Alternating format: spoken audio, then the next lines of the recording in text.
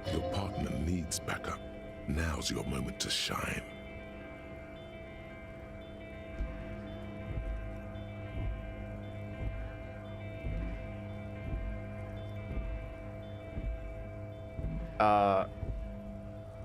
Fucking A, Kim. I've got your back. You two make a cute couple. You know that? The lieutenant exhales and resumes his regular calmness.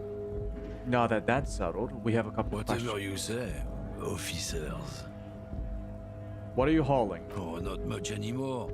I'm here to pick up some cargo, but the dock workers are on strike, so it's a sit and wait on your ass situation. And what kind of cargo? Apples. Apples? Yeah, apples. I take it Bullshit. you had other questions? He's given you the runaround. Let's be honest, you were bested. I was bested by this racist asshole? Come on now. What was that argument all about? It's about biological determinism, natural law, the sorting of the races. Not the most popular topic nowadays, with the coalition in charge and all. You might want to change the topic. That is, bury your head under the sand like common sheep. To be honest, why don't you explain? People who've studied these things say that you and me are superior by design. So, naturally, we Occidentals should be in charge. Obviously, you can see the merits in that. Yeah, I can really tell that you're a prime example of a superior design. Open your eyes. Haven't you noticed something different lately? An unfortunate downturn, maybe? Huh? When members of the superior race cease to believe in their innate superiority, they stop competing for resources. Okay, and? This concerns you, policeman, so you better be vigilant. The damn kids are showing up good lately. Same with the mosquitoes. And the other intruder species too. They're on the precipice of cultural victory. Right, so you're supposedly a member of the superior race, but you're losing the cultural war? Makes a whole lot of sense. It's true. Also, you need to realize the dangers of mixing races. Who knows what might happen if people don't stay in their birthplace? You might end up with a new subrace, with unknown characteristics, leading to extra competition. That's why you've got to control the offspring. You know, I have a feeling that he has been controlling his... Oh, fuck it. Oh, what was the thing? No one wants to mix with you. That's the problem. Racist asshole. Yeah, I'm not down with this. Why don't you go fuck yourself? Don't push your luck, runt. Runt? Piece of shit. Can I hit him? Looking for something, Runt? I want to beat his ass.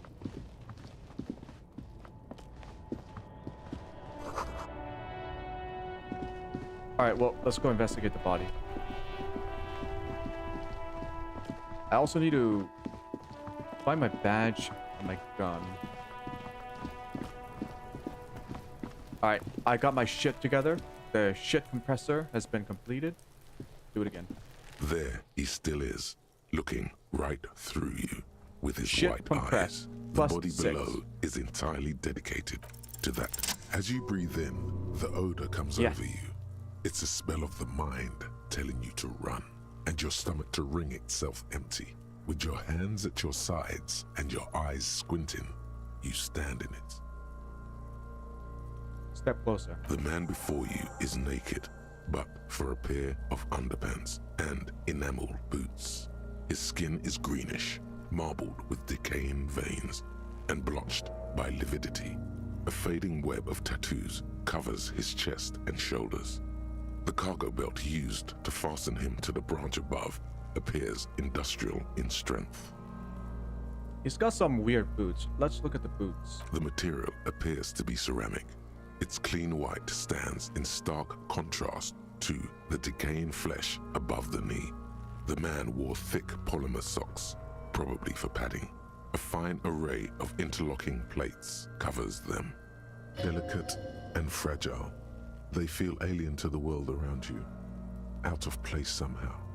These are clearly not boots. They're armor. possibly part of a larger set. These aren't just boots, are they? This is the armor he was stripped of. Indeed. Technically speaking, these are sabatons, not boots. What kind of armor is this exactly? Ceramic plate. Zirconium dioxide, most likely. This is where the make would be. Where? Under the heel. Fair weather. Fair weather model T500 VE. I'm guessing that's vitreous enamel. This is advanced stuff. The material looks out of place here. It is. It's expensive. We've requested similar material for our tactical units for years now. The constabularies deemed it too costly. In that time, we've lost 6 men to semi-automatics. How much are we talking about? For a full set, about 4 years of wages. Damn. For the northwest region of Revachol, an officer's average yearly income is 5,500 real, unadjusted for rank. Wait, my yearly pay is 5,500 real? Not too much, yes. It's enough. The lieutenant nods, wiping his finger on his sleeve. So, how could this man afford such expensive hardware? That's for us to find out. My initial report on the area suggests he was a security guard for the harbor company. But that's just hearsay. Looks pretty advanced for a security guard. I agree. This equipment is way beyond what a guard can afford.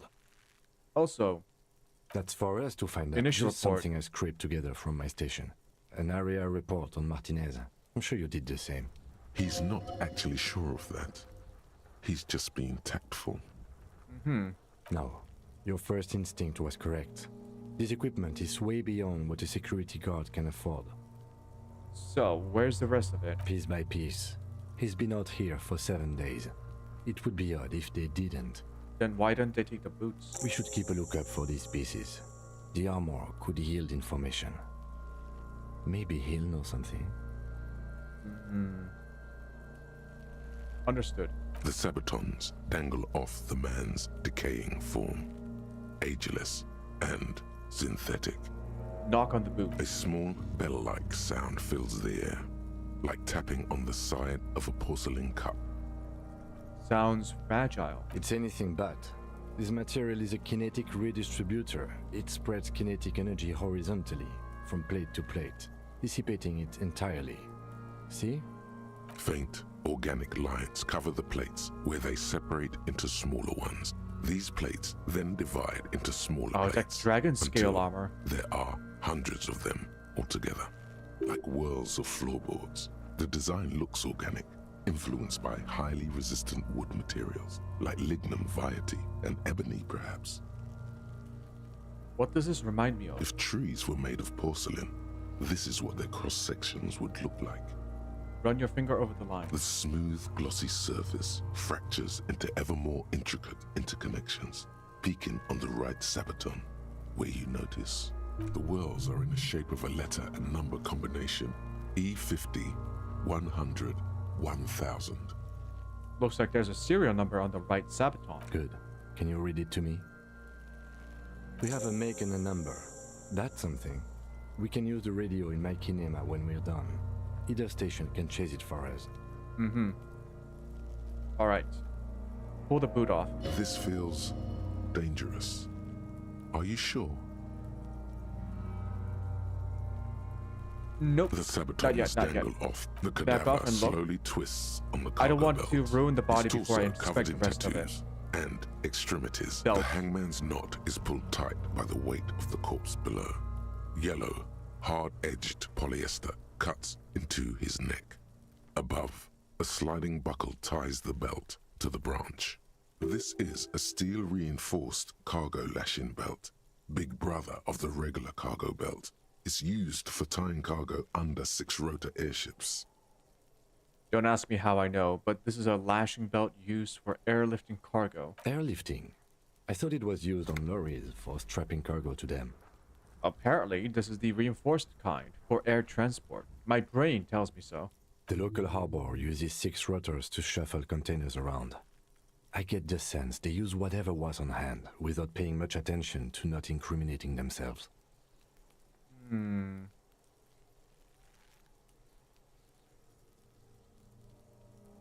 They sure wanted him to stay up there. The rope is reinforced with steel wiring. I was afraid it would be.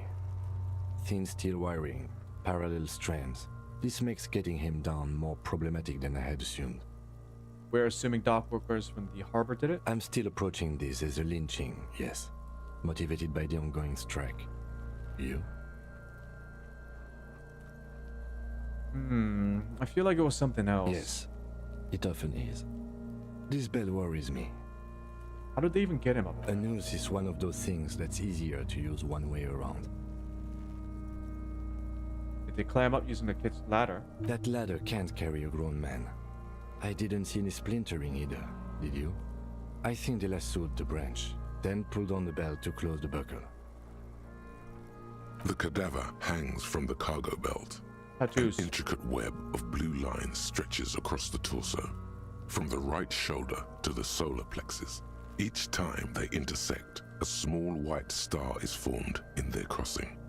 Hundreds of fading asterisks riddle his skin.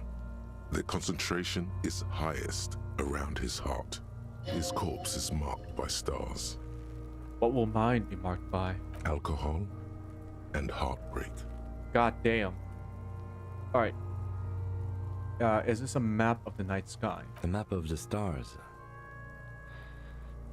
I do see some similarity to astronomical charts. Great Century Messinian, maybe. But this seems more particular. Customized somehow. As if someone left out most of the night sky, filtering it through personal choice. The principle of this filter remains unknown to you. The thought dissipates, and you feel as though you were only half right. I'm missing something here. So am I. A sudden ringing fills the air as the lieutenant pulls down the zipper of his orange jacket. He takes a thin piece of milled aluminium from his coat pocket and pulls it open. Sounds like a sword being unsheathed. A small lens appears. Some sort of camera. Let him work. Shit, Kuno! What the fuck is that? An instant color camera. He produces two metal-capped ampules and clicks them into place on the side of the apparatus. A thin slot shines there. I have only 2 ampoules, so nobody move. I don't want to waste one. He points the camera at the corpse, peering into it. The lens needs adjusting. Then... a sound, a shrill flash, followed by the breaking of a small ampoule of glass. You see streams of color pour onto the thick, glossy piece of paper, rolling out. In case we need it. On it, a color-perfect copy of the dead man's tattooed chest. Cool machine. Yes. It is pretty cool, isn't it? There is only one ampoule left. Use it wisely. What do we need this photo for? It contains insight to the victim's person. By his build, I'd say this was a man of physical violence. The story he wanted his body to tell was important to him. It is his letter, to us. Someone should decipher it. We'll need to show it around.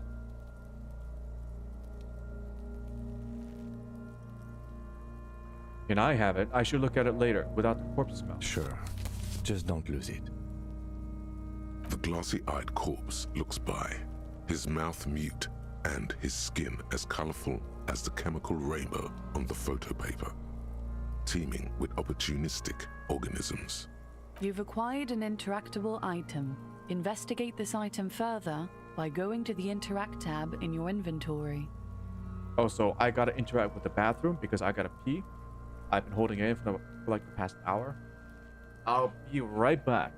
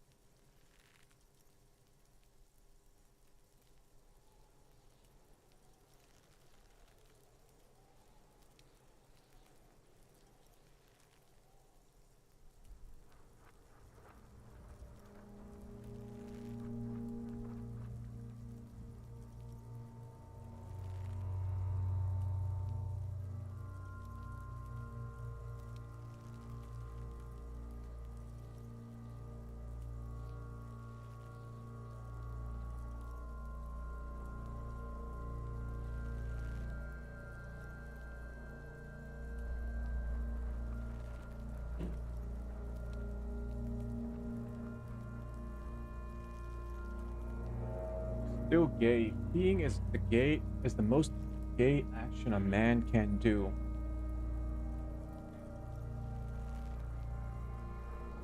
I won't argue with you there. Because there's nothing wrong with being gay. Alright. Can we just look at it now? Or...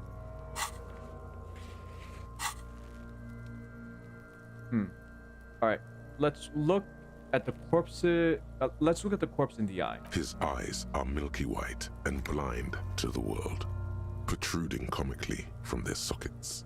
There is no one home, just subaquatic terrors there. Dark brown hair grows on his head. His face is ready to explode from the organic processes inside. The death's head grin has passed. What remains is an unrecognizable mess. Underneath the curdled meat there is an expression, not carried on his features, but below, inside, an expression of pleasure. This man was experiencing joy at the moment of his death. Tell me, who are you, dead man? I'm gone. What the fuck? Wait, what? Am I actually talking to the dead guy's spirit? Where have you gone? Into the wild pale yonder. And where might that be? In the past. Way out in the west. Why were you feeling pleasure when you died? Are you into choking? Maybe I was getting my rocks off. Okay.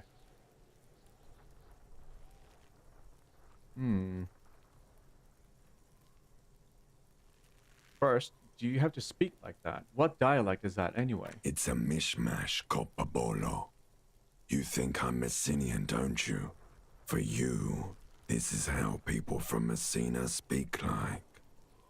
Oh, wait, is this like what my character imagines the person would talk like based on his personal assumptions and biases? So this is not actually the spirit. I'm confused. Are supernatural stuff like real in the lore? Or is this just all in my character's head? Are you from Messina? Let's ask. No. My hair is too light a shade of brown. My eyebrows too. Trust your inner racist. What are you, racist now too? You think I am. You think I was a racist because this lump looks military and has tattoos. That's called profiling. It's not the spirit. It's my character talking to us, imagining that he can talk to this guy. So we're essentially talking to ourselves. Okay. So, you were feeling sexual arousal when they were hanging you. Do I look like an erotic auto-asphyxiation type to you? Yes. Captain Coppadromo. I fear we are drifting away, fixating on sexuality again. Let's go with a simpler question. He didn't choke himself. You know it. Alright, I can see you're gone, but who are you? I'm a joke. Look at me. There's nothing funny about you. There is nothing funny about jokes either. That seems paradoxical. Who were you when you were alive? A killer. A motherfucker. And a killer. I have another question. Go ahead, Cobo. What is happening? What do you mean? I'm talking to you. It's the power of your... Black, frothy liquid starts bubbling on his lips. Imagination. Go ahead. Ask me more questions. You fucking love questions. And why do I love questions so much? Because you're a copperoonie. Look at all of them go. Do you want more questions? give me a comical amount of questions. Coming right up, Copper Rooney. This is getting upbeat now.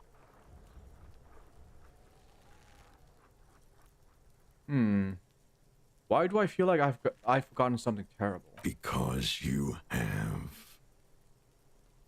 Who killed you? Love did me in, Provocopo. It was love all along.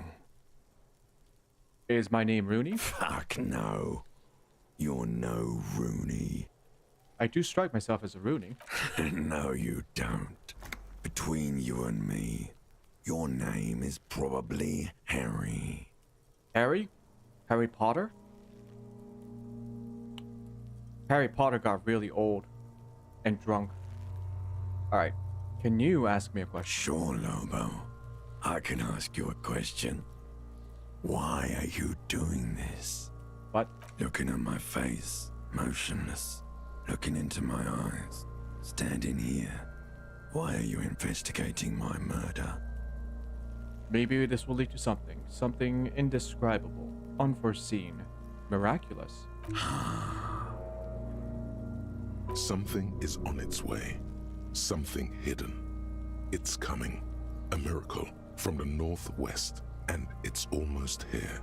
You can feel it in the air, on your hands. The cold spring air smoothing them over. What? I hate you. You stink and you're boring. Do I remind you of someone? A child born with Muller's disease, Harlequinism, grown up miraculously. A baby affected with Harlequinism. You sure I got out of that one? Coppellini. Come back later, Coppo. Amuse yourself with my frank manners and my memento mori features. If possible, also, see me in your dreams. Damn. Alright, so... squint and take a step back. As you narrow your eyes, the monster before you blurs into a violent mess of green and pink. Only the lower extremities are pink with a dash of blue. His fatted hands, thighs, and his neck, just above the noose. The rest of the corpse appears dark green in the cold spring air. I'm squinting, Kim. Why am I doing How it? should I know why you are squinting, officer? His face and hands are pink. Thighs, too. The rest is greenish. Oh. You are trying to assess lividity. The monster comes back into focus, an explosion of color, coursing with dark marbled veins. His stomach appears pregnant with something. Oh shit, he's Black pregnant. liquid streams down his thigh and onto his boot. So, what do you think? I think he's dead. I agree. His personality is no longer a part of the world. Damn. What an amazing detective. Totally dead. The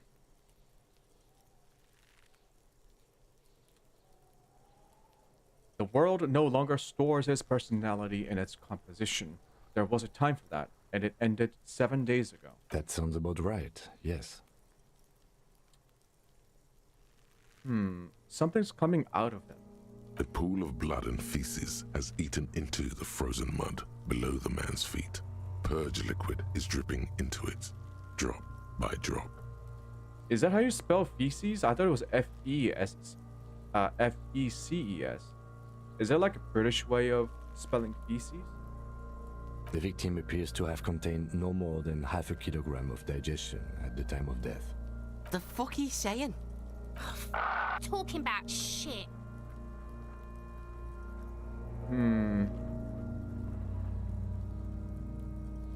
Maybe he went to the toilet sometime before death. Maybe. He's beaten up. See the bruises. I do. Most of them are post-mortem. Maybe even all of them. The delinquents have made our jobs harder with their little sport. Stop talking in riddles, coin slot.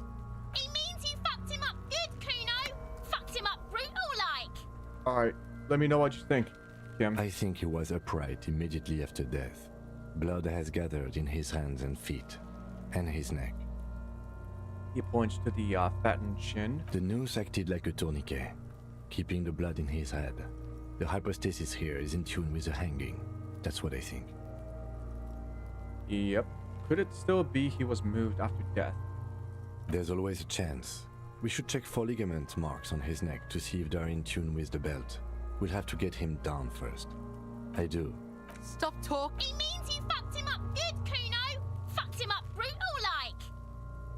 But there is no breath to catch. Only the cadaver filling the air and your nostrils. He slowly rotates before you, decomposing. I have something I need to know, of course, man. Of course. You have questions, don't you? Nope. Come back later, Cop. Alright. So how do we get him down? Are you sure we finished the preliminary examination of the cadaver? We might miss some of these things once he's down.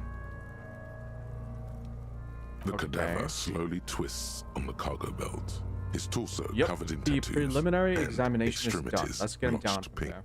there. The steel-reinforced belt presents a unique challenge. I brought chain cutters, but I don't see a good angle of approach to the belt. The cadaver is a good 1.2 meters up. Neither one of us can reach the belt without assistance. And even if we do, there's the question of cutting the airship strength material. Can someone else do it? Someone else? You mean like the police?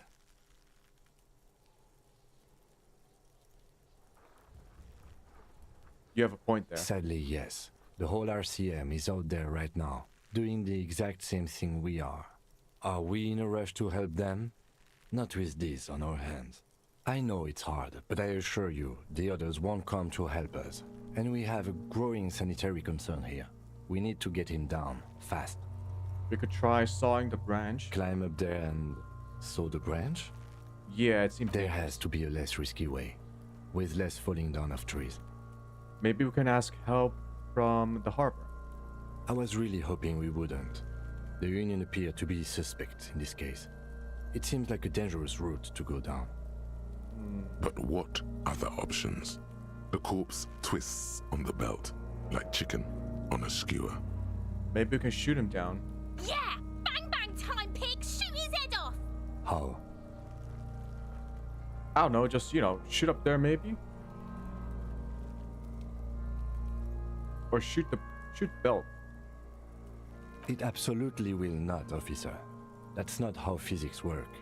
It will maybe cut one thread loose. Yeah, now we're talking. Entertain a Kuno with some shit. They'll miss! The pigs will miss Kuno! Let me try it. The lieutenant's brow is furrowed. He appears too deep in concentration to even notice what you said. Alright, let him choose. Silence. With his elbow sharp, the lieutenant unzips his jacket and produces a lightweight firearm. He drops a paper cartridge in the barrel, separates the scouring stick, and gives the cartridge 5 tucks, securing it in place.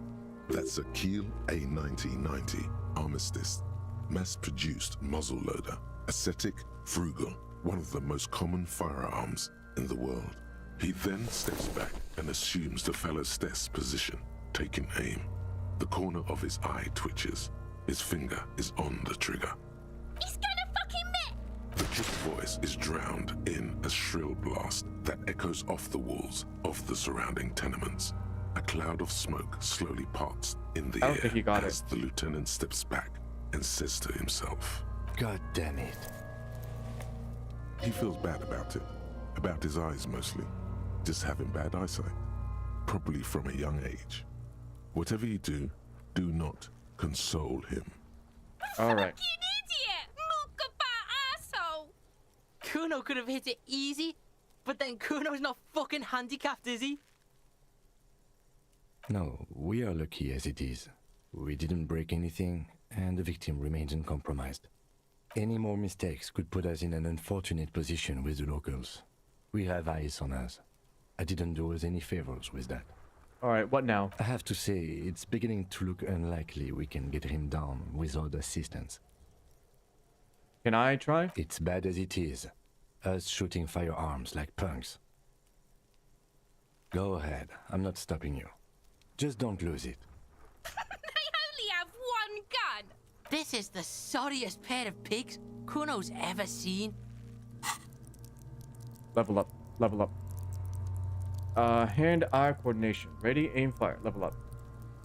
Yeah, take it, you fucking banana boyka. Take it and shoot yourself in the mouth. Feel the weight first. The cold piece of bakelite and gunmetal is surprisingly light. Your fingers fit right through the guard, instinctively resting on the trigger. The fuck are you waiting for, Kuno? Tell him to shoot himself in the mouth. Point the gun at the belt. The buckle comes into focus in your sights. You stand with your feet planted firmly in the ground and your left hand supporting your gun arm. Why don't you just shoot yourself in your mouth? At least you won't miss.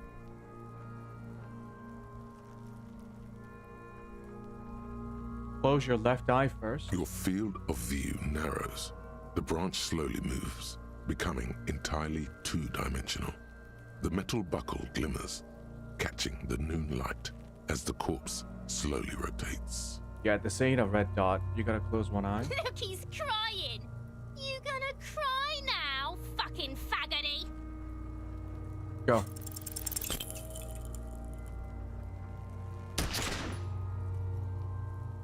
Whoops. A plume of smoke erupts from the barrel. Your hand goes numb from the explosion. Uh-oh, we shot the corpse. With your ears still ringing, you lower the weapon to see what happened. Uh-oh. You missed the belt, but hit the corpse straight in the chest. Bits of ribcage protrude from the skin. No blood, only a murky sludge dripping down his belly. The sudden stink makes your eyes water. Oh my god, he's gonna fucking cry! I knew it! What a mulko! Shit. Ask for another shot. You'll get it with the next one. The goddamn light reflected off some window. Surely. Can I reload it? The cadaver is already compromised bad enough. We don't have to make it worse. It came out wrong. You made it sound like you're some sort of roulette addict looking for a fix. Ask again. More controlled this time. Please, Kim. There is silence. Vtuber wants to fuck up again bad. Start crying, you're sensitive. It keeps missing. Yeah, it's the weapon's fault. The armistice is sufficiently precise, officer. Especially at close range. Oh, damn it, he took It's it from me. not the gun's fault you can't shoot. It's your pig hands. Pigs don't have hands. They have, like, fucking hooves or something. Kuno has hands. Kuno can shoot that shit down for you. No.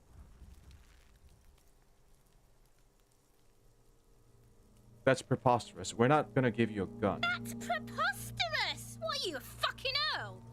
We still need to get him down, somehow. But how? The bad way. The way I didn't want us to. By asking the harbor for help. They have the tools and the men. If they put him up there, they can take him down too. Kuno is the best character. That's debatable. Alright. How do we get inside? From the gates. By negotiating or fighting. Or we can try the secret route we found, where your cloak is. It looked doable. Alright, but wouldn't it be dangerous? To ask the suspect for help with the victim's body? To be indebted to Everard Clare? Very much, yes. Which is why I would have preferred us to handle this ourselves. Clearly we can't. Suck my dick, bitches! Who's Everard Clare? The leader of the Union. A dangerous and corrupt man, from what I hear. You don't want to owe him much. Yeah, but you're right. It does check out that you would like that character. Yeah? Don't go being someone else's bitches. You're Kuno's bitches. Well, that's sad. We didn't manage to get the body down. You know, time has passed. Looks like time passes when you do stuff and talk to people. Why is there a jar of piss in the... Oh shit, this guy's awake. Wait. Gotta interview him. It's all about money, you know. What about him? The worker is in a deep slumber. Perhaps he's on his way to where you just came from, into the primordial darkness. A colorful piece of plastic is dangling from his carabiner. Makes your fingers itch. It's a dock worker's ID, doubling as a shift card and a job permit. A young, able-bodied man stares back at you from the photo. Santiago S. John. Interfacing. Steal the dock worker's ID. Your fingers find their way into the shackle. You can open its spring-loaded gate. The metal loop holds the plastic ID and a leather-bound pocketbook. And the man? The man emits a loud snore. Is he about to wake up? Doesn't look like it, but you never know. Better be quick. Are you positive that what you're doing here is proper police conduct? You can still leave and do nothing. Swipe through the pocketbook and take what's inside.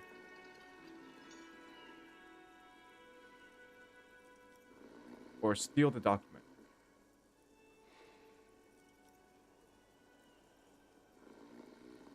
Steal it. You slip the plastic ID card out of the loop and pocket it. The man continues to snore. Close it. Because I think the other stuff is pocketbook is swipe You it. find a black paper note with a woman's profile on it. Seems like this woman lived centuries ago. The note says 5 real. It feels nice and greasy. Yum yum. Money. Think of all the things you can buy with this. The synapses in your brain fire with glee. The sleeping dock worker has little to say about your actions. He remains silent. You're not 100% clear what you did here was right, but to hell with it. Listen, man. Yes? He's judging me.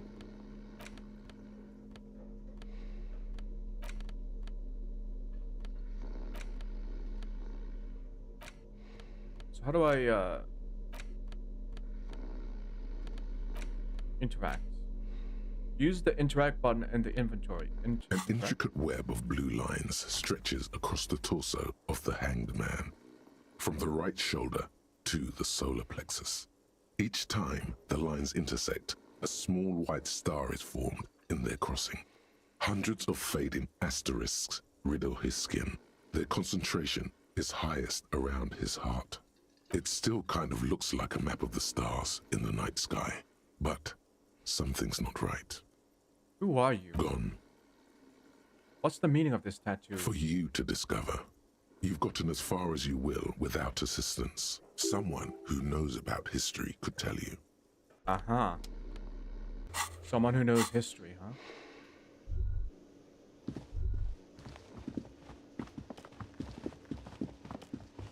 The kitchen is open.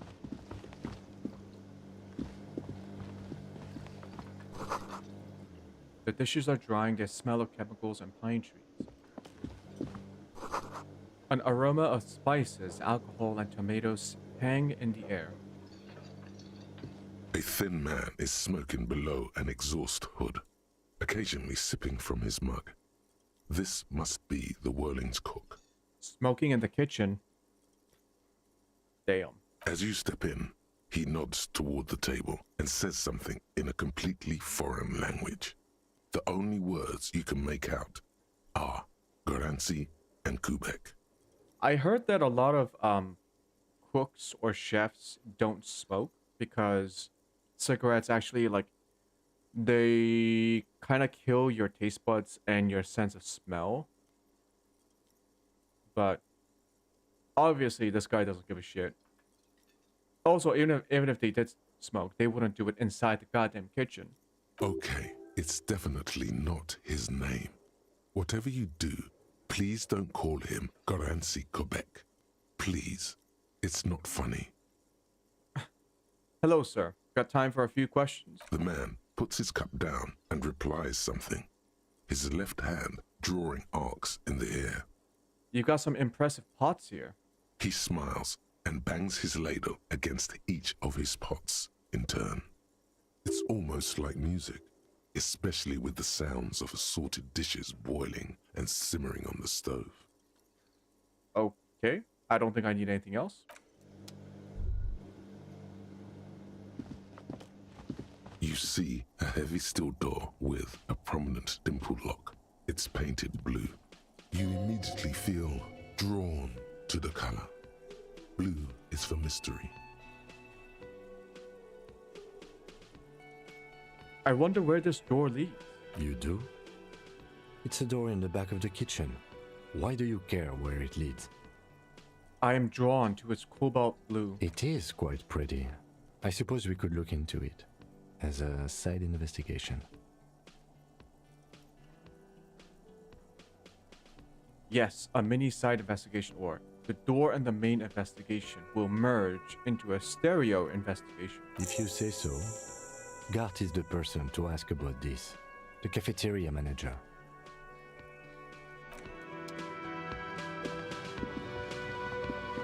Okay, we are not calling him the cafeteria manager. He's the bartender. No matter what he says. Can I help you? So, I've seen something here at the Whirling, Bart. A thing I need to talk about. What thing? There's a mysterious blue steel door in the back of the kitchen. Oh, yes, that door, sure. There's nothing mysterious about it. It's just a door. Do you know what's behind it? No, I don't have a key. I don't know how to get there. And I don't care either. It's not like I've been wondering about it for 10 years. It's just a frit warehouse, probably. Or some boring storage space with a bunch of old junk and dust. Junk and dust. He's attempting to maintain an air of indifference. It's absolutely not convincing. I think you'd like to know what's back there. Fine, okay, a little. But my job doesn't leave me time for wondering about one locked door in one of the cafeterias I manage. You bartend. So I haven't opened it. I have cleaned the whole place 100 times over, though, after the animals. And I haven't found a key, so good luck with that. Right. I saw a sign that said the mess hall is reserved for the Union. Yes, not the whole damn Union, thank God. Just the nastiest and loudest faction.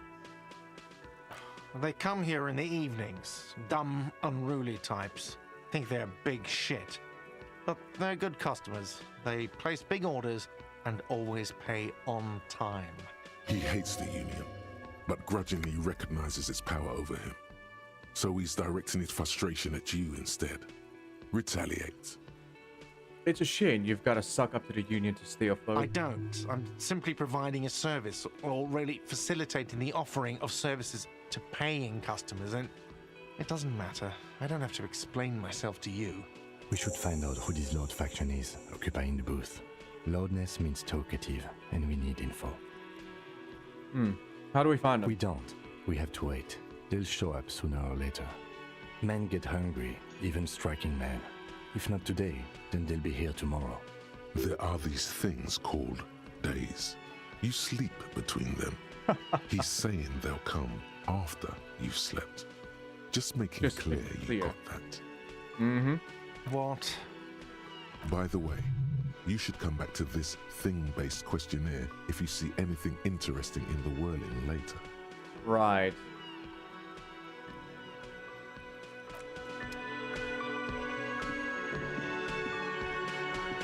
Well, can I use the pry bar?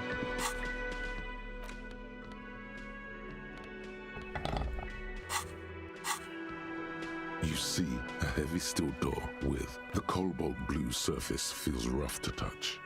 The stainless steel door is flush with its frame on every side. Old cobalt paint, rough on the fingers. 40, 50 years since this was painted, maybe. The door does not budge.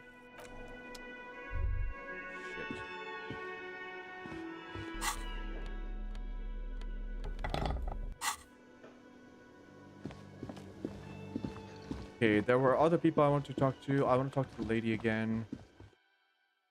Here, she was taking a shower before, but now she is closed. Knock. Still no answer. Knock again. Still nothing. The lieutenant gives you a quick glance. He doesn't like where this is going. Alright, fine.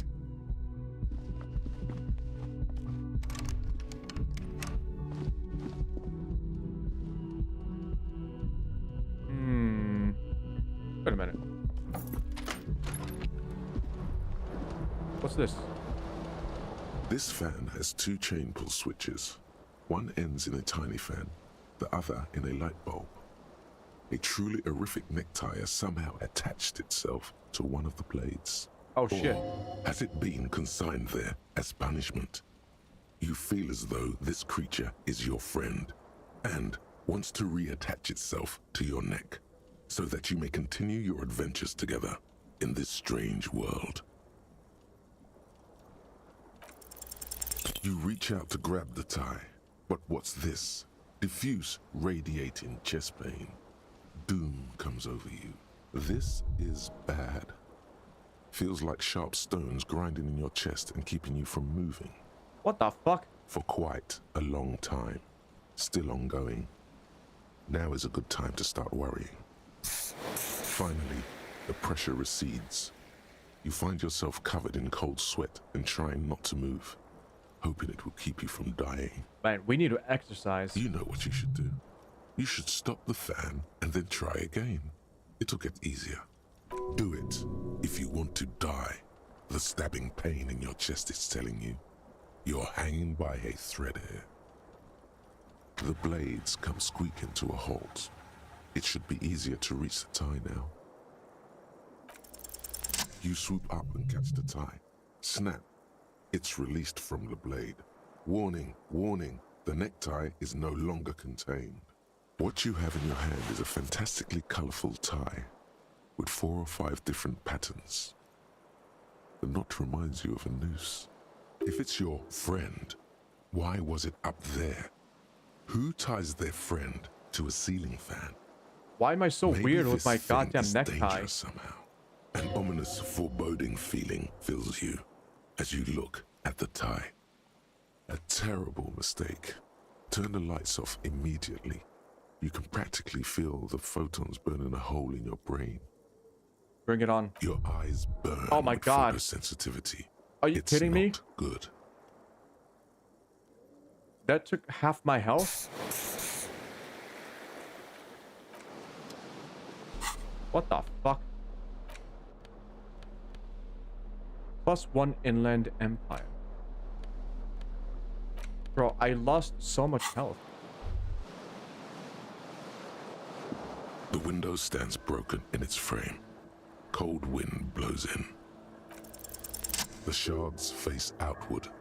Whatever broke this window came from the inside. Did I break it with my own hands? A fine web of scarring covers the back of your right hand, but none of it is recent. Maybe I threw a chair out the window. More likely a projectile than a held object. There are no fragments on the floor from pulling a tool back in after impact. Assess the size of the impact. It is too large for a bullet, yet too small for a piece of furniture. You're looking for something heavy and larger than your fist. The shoe you found on the balcony fits the hole almost as well as your foot. It would have also been heavy enough if thrown with force. I threw my shoe out the window? Congratulations. You smashed the window with your own shoe. What a stupid thing to do. Pretty much. But hey, at least you found your shoe. Not that it will keep you warm at night. Brr.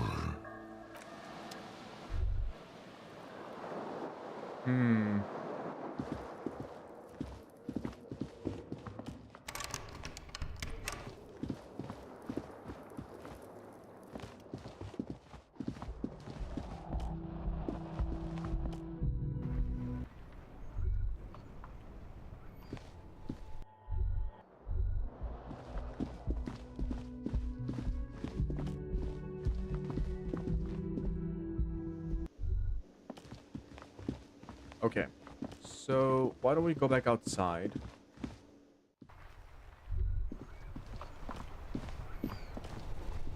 We had to do something with the radio.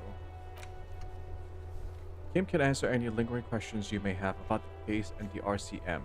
Join him on the Whirling in Rags balcony after 2200 hours when you're calling it a day.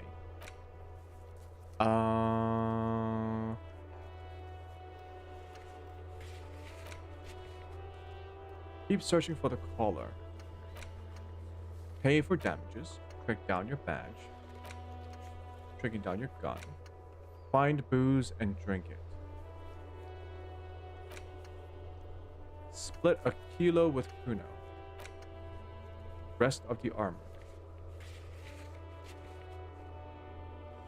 Oh. Run the number on the victim's armor. Right. Let's call dispatch. Inside, you see a set of steering levers, a radio microphone, a pull-out toolbox. This is Precinct 57. How may I assist you? Could you run a serial number from a pair of armored boots for me? Sure, officer. What's the number? And the make of the Echo. armor, if you know it. Yeah. Echo 50, 100, 1000. The make and model of the armor is Fairweather T500 BE. Got it. I'll contact the ICP database immediately. Call back tomorrow. Hopefully they'll have dug up something useful by then. Right, International Collaboration Police, ICP, is an inter-Isolari law enforcement service, the crown jewel in the moral intern diadem, alongside EPIS and the coalition government. Could you, connect me to the 41st again? Just a moment, officer. 10-4, come in, officer. Over. Breakthrough imminent. What the fuck?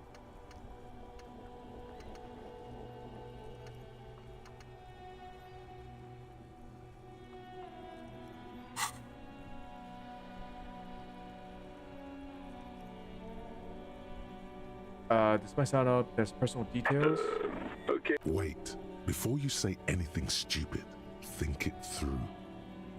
What's there to think about? You're going to be looking at a straitjacket if you tell everyone you lost your memory. Oh. Be smart about this. Ask if he's there alone. 10-4, sir. I'm not hearing your question.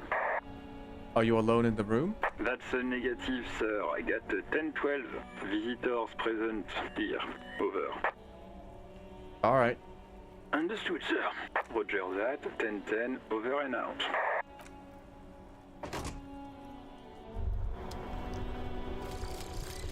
Lonesome, long way home.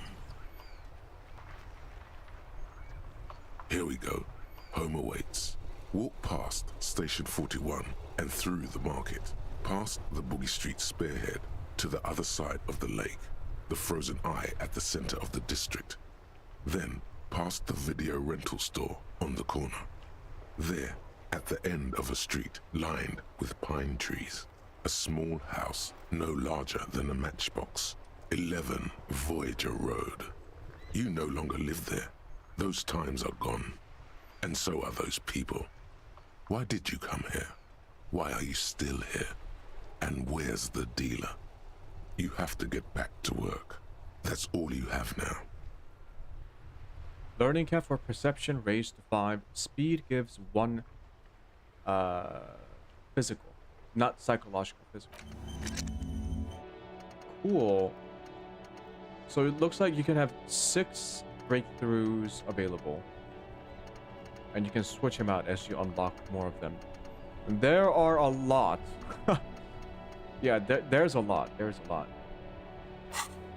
Alright, well.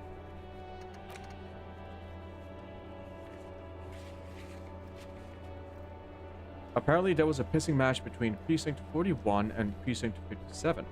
Ask Kim about this after the initial inspection of the dead body is done. So, the inspection isn't fully done. I gotta ask Kuno.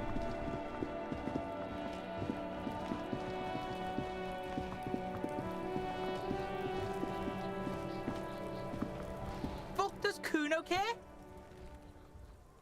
Okay, I want to discuss the body with you again, Kuno. The fuck about it?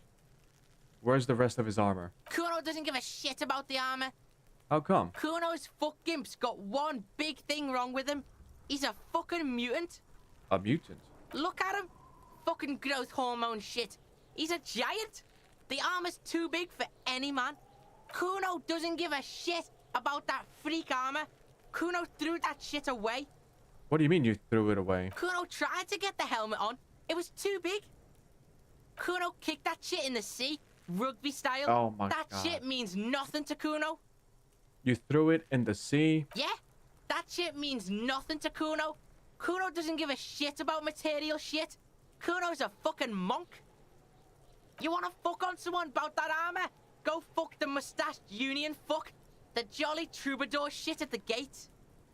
What do you mean, troubadour? Yeah, cocking boot. You know that jolly union cow fucker? Came around talking about cows or some shit? Came around pretending like he cares about cows? What do you mean, cows? So yeah, he's the one you want to talk to. He's fucking crazy about that armor shit. Coming here pretending like he likes cows. Trying to catch a peep at Kuno's armor. Go to the gate. Ask him yourself. Yes, this troubadour has it. You can feel it. There are contusions all over his body. Did you do that? Fuck are you talking about? What is this contusion shit? Contusions. Bruises. He says you're stupid, Kuno. They want to make you stupid again. A contusion is a bruise. I'm talking about the marks your stones left on the corpse. Oh, did Kuno make your shit sniffing harder? Obstruction of shit sniffing? This is Kuno's kingdom. Kuno fucking rules here. You hear the lieutenant hum. Mm-hmm.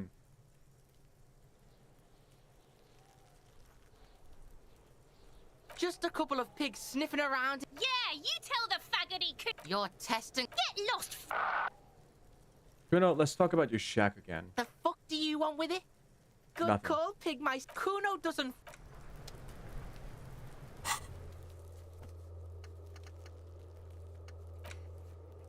Go to the harbor gates, ask the Jolly Mesk about the armor.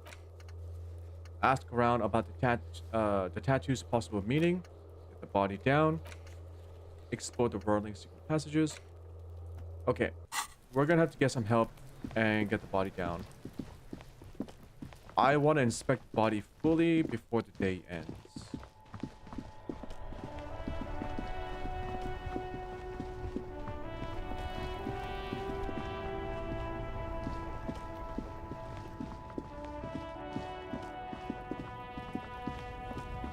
Fuck off, racist.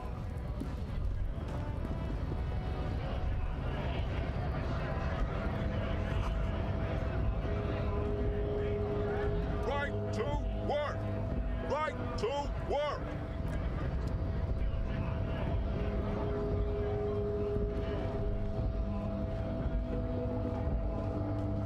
What's over here? A lorry stuck in the traffic jam. This big, heavy Grad-made machine is well kept for such an old machine. Look in the window. The windows are clear.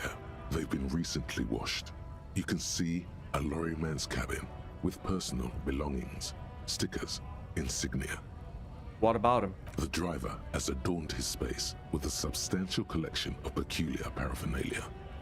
Proclamations about honor, strength, and purity are glued to various panels. And the back seat? The back end of the cabin has a small perch to sleep, large ashtrays.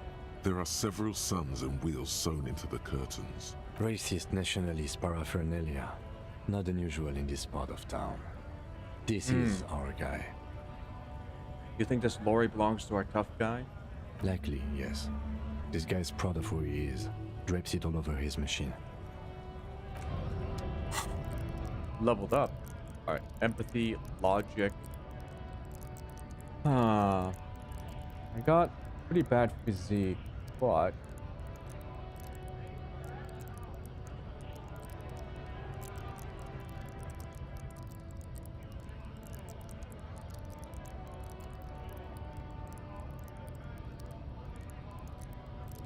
hunches and gut feelings. Esprit de corps.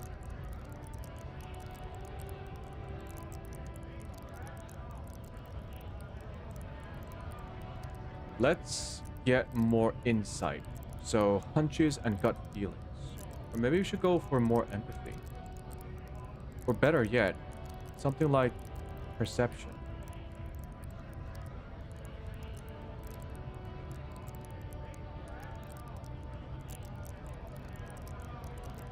Shit, I don't know what to do.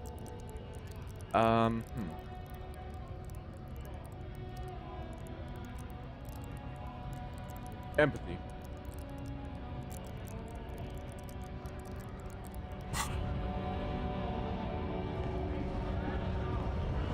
So I'm supposed to find help.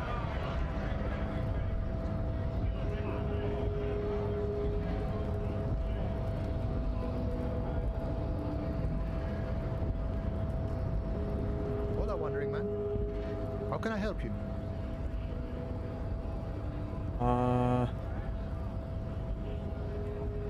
Hey, you're the man in the in boots at the gates. Kuno said you know about the armor.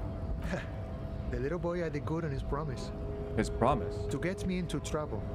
To sick the pigs on me. Pardon the choice of words. Not mine. What happened? I was asked to look into that armor situation. Official Union probe, you know. Track it down, see who took it. Did you? At first I thought, why not? Maybe the pieces can feed the strike. Buy us a few more days under the sun, you know? So I went to this boy. He said he'll make me his prison bitch. He's got eyes everywhere, the cops in his pocket, and he's the king of Jamrock. Yeah, that sounds like Kuno. Serves me right for doing menial footwork. I dropped that probe right then and there, and it still got me into trouble. One bad move is all it takes. Excuse me 1 second. Alright. So, Kuno used us to, what? Scare you? Or the probe into the armor. What did you learn? I learned that people don't want to talk to a drunk Union man about some armor. What else? Not much.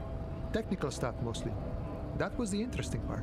Alright, so tell me about the technical stuff. I did some research into this armadura. Let's say I have friends at the library.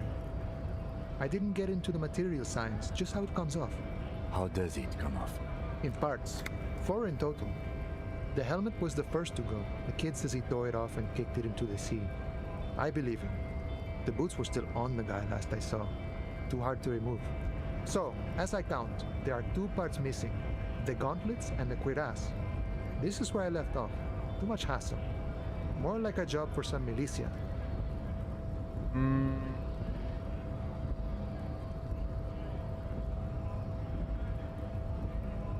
I'm ambitious. I'm going to find all of it. All of it?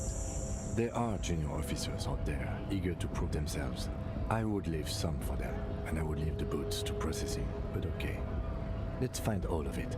And Mesqui's epic then, all across Martinez. I hope it will be a real bonanza for you. So Kuno used us to what, scare you? It's a minor nuisance. It's all good. Alright, thank you for your cooperation. No problem. If you see that kid, thank him from Call Me Mañana. Thank him for showing me the way. He is sincerely grateful he is not tracking down pieces of armor right now. Alright.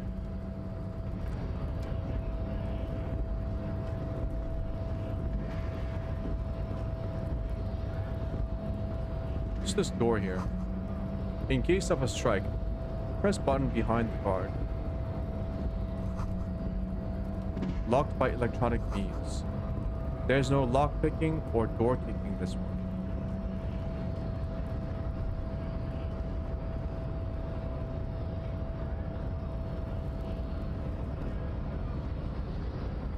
Alright, let's talk to Measurehead. Nobody betrays your degeneracy. Yeah, Measurehead. His body totally betrays his degeneracy. Don't say anything. Size him up first. Size him up. Are you admiring my morphophysiology? It must be frightening to stand in the shadow of this racial pinnacle.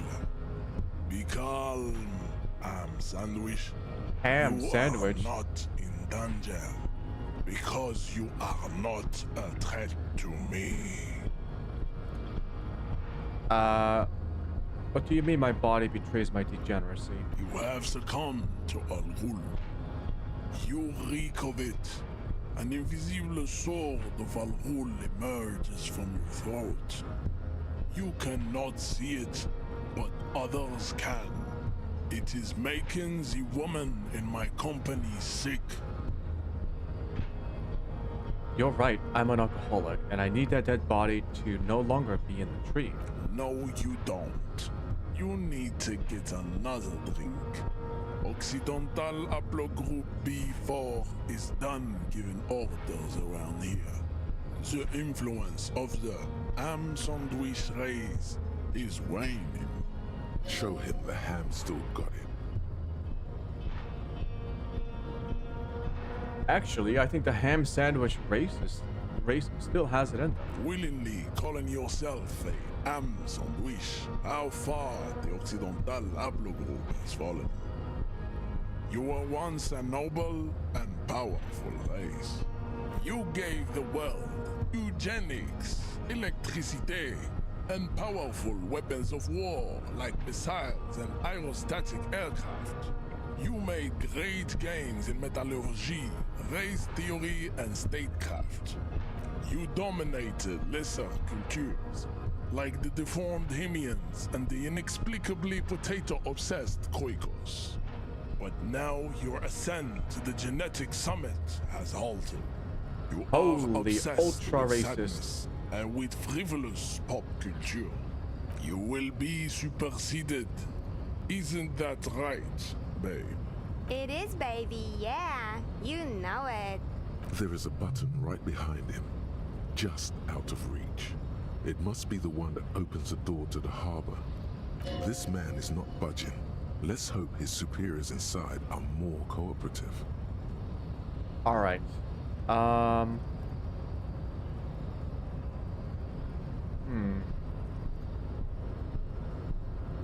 We still need to get into the harbor. We need help with the tree situation. There must be another way.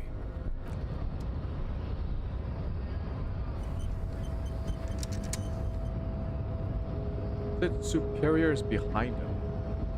Last we saw, your race was being superseded by the Seminese. Alright, you're right about all this. Now, I need you to help me get that corpse down from the tree. Enough with this begging. You should leave the stage of history with dignity by inviting the other races to a great world war. What? Bring your troops to the Seminine Islands and to Boogie Street, and we will pulverize you. When you are gone, we will build a museum for you. The walls will be lined with bottles of Al Ghul, your beloved beverage. Inside, we will store the odes to homosexuality you call art, and your microcephalic skulls. What the fuck?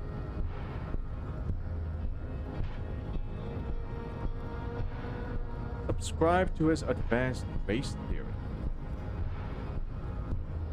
Ah, shit, let's play along. Ask what kind of races there are first. Classification is core to this stuff.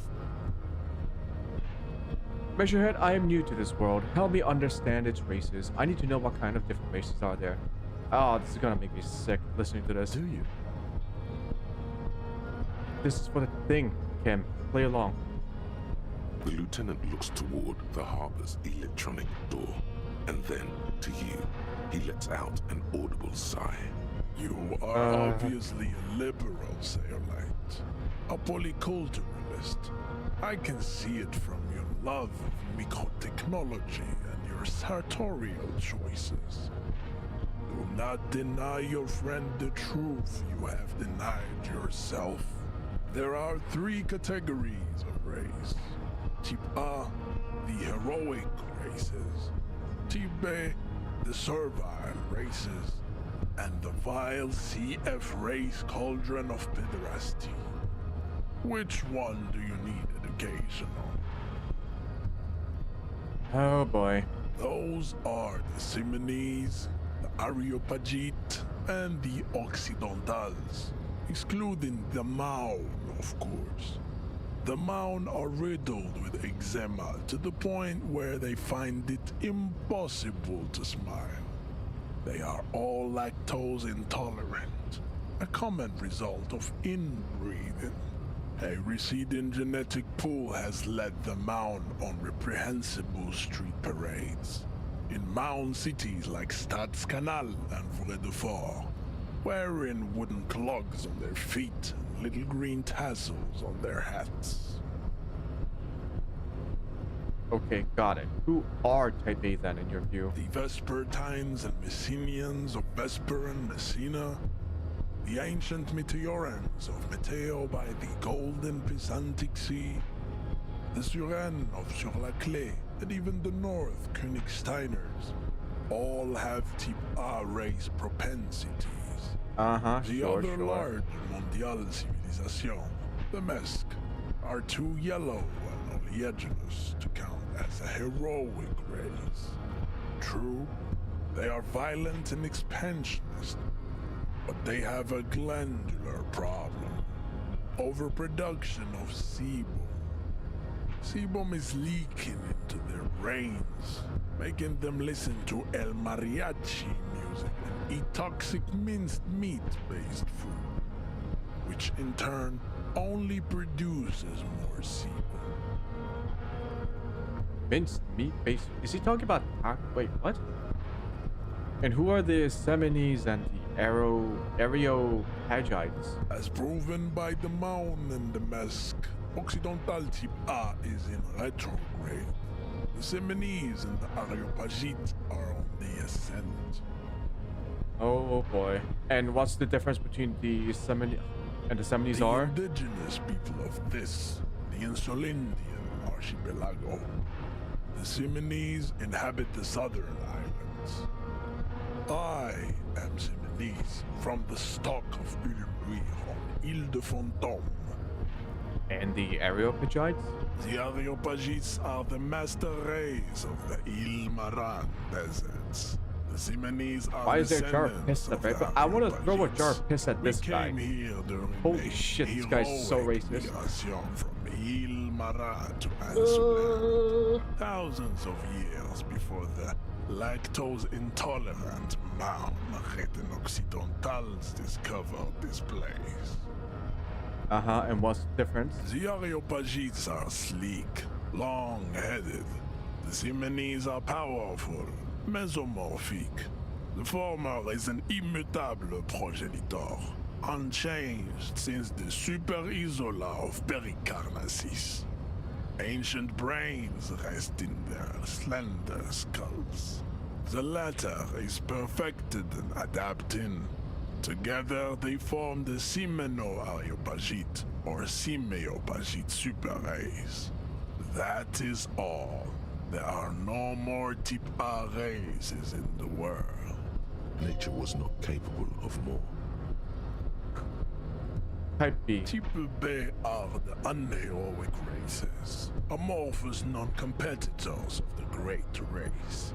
The Koikos and the Vacholiers, they are mud-colored people. To an untrained eye, the Koiko appear white and pinkish, like a ham sandwich. But look into their eyes and you will see. They are of an indistinct muddy color, and so is their skin. Unhealthy, sweaty, and ashen. Why did I choose this option? Can I just press the button, my guy? Pinkness is a racial quality that has to be earned through centuries of advanced ballistic warfare and cultural domination that the Grad people have undergone for drinking alcohol and smoking the degenerate tobacco and for eating potato. The Koiko, the countless micronationalities of Grad are all inexplicably obsessed with potat. The only thing they like more is divided into microscopic ethnostates, like political amoeba. And the Bacoliers? The Vacholians, halfway between Type A and the racial Coldron. Two makes to know right from wrong. You tried your degenerate little revolution, which was the single greatest failure committed by humans in our 82,000-year history on this planet.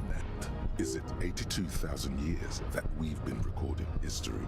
You have very little idea of what is happening. I'm pretty sure history hasn't lasted that long. The mysteries of the people of this planet are a tragedy that has played out countless times over, like a fever dream of skin, hair, and bone. Wake up, naive Chespius.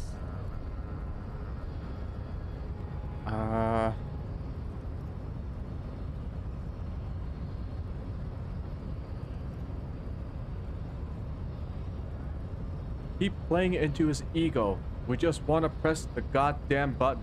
The revolution came to Ravachol from Grad in Zarath-ridden potato carts.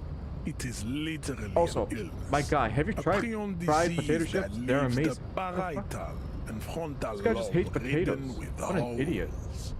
A soft sponge-like mass of dementia, hallucination, and paranoia. The revolution is fatal familial insomnia. A hereditary prion condition passed from the Koiko to the Occidentals. But not sexually. Probably through trade routes and potate acid, the prime component of the potato plant. This guy's just obsessed with the potato plant. Enough of Tibet mediocrity. And the vile CF race cauldron of pedestry. Tips CF are a museum of failed chimeric I don't even know what the word means. And tragic maladaptations. They are tortured creatures waiting to be put to sleep. Your morbid interest in them worries me. Chimeric experiments? Lesser races like the mosquito, a grotesque mixture of a masked woman and a Seminese man.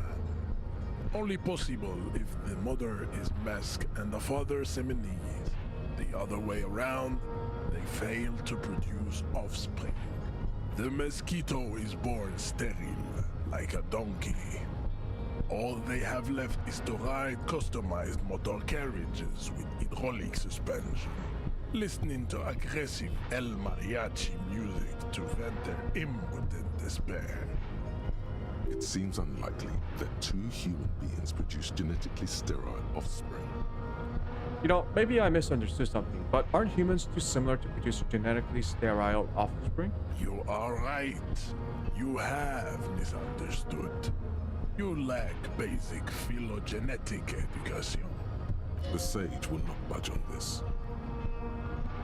Jesus. Anymore? Then there is the Simino Koiki Chimera. Are you sure you wish to know of the Simino Koiki Chimera? It is not an aesthetic site. Yes. The Koiko, as you know, are very servile, especially when they meet the rich man. Racial scientists have toyed with the idea of crossing the Seminese with the Koiko to produce a super worker of Seminese strength and Grad servility. This will never happen. The Seminese and the Koiko may have similar interbreeding problems as the mosquito. We will never know precisely. No Seminese man could maintain an erection in the suffocating potato stench of a Koiko woman or Koika. There is a strange sadness in his tone, a less than heroic melancholy this time. Oh, maybe it was just you who couldn't get it up. You seem kind of blue about this, measurehead.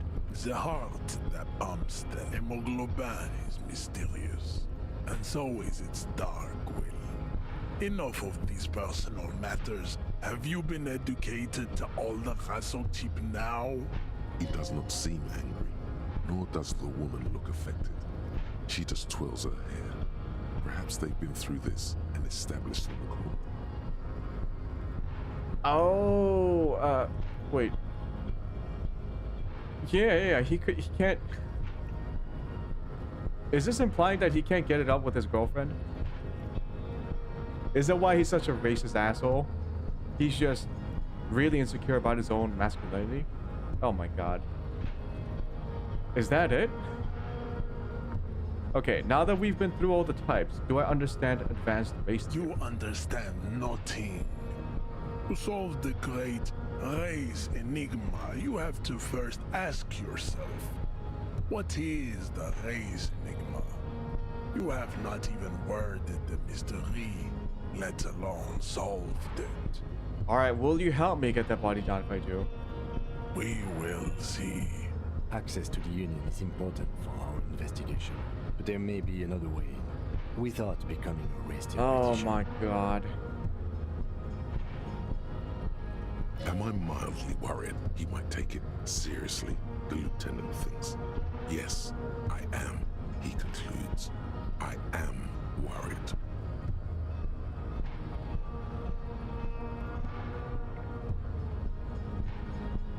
On second thought, I don't have time to get any deeper into this stuff. Lost though, buckled away. I didn't know I were a sub. This is why Not your to this guy. outlook will never rise from the ashes. Now, this guy can eat my ass. I need to luxuriate in the private company of my babe. Leave me. Sure. I cannot possibly imagine what else we have to discuss, Tiber Basholian. Your love for disco music and venereal disease? What are those tattoos of yours supposed to mean? Racists are generally not very good examples of their race. I am not like them. I am craniometric perfection. I have taken the trouble to permanently draw a phrenologic grid on my skull and features. This should dispel any doubt. This guy has a chart of phrenology on his head. You sure I'm not craniometric? You know what? Say nothing. Your silence betrays your inferiority. You I'm do just not stunned. have a reply. You should enter a deep race slumber. Perhaps in 4,000 years, there is need for a servile homunculus. Alright, don't be such an asshole. Show him the stolen ID card. The man looks at you, silent and unmoving. His eyes burrow into the remnants of your soul. You are not Santiago. Santiago is not you. Even the phrenically impaired can see this. Alright, that didn't work. You serve the Union, don't you? Aren't they white? Oh, don't be vulgar.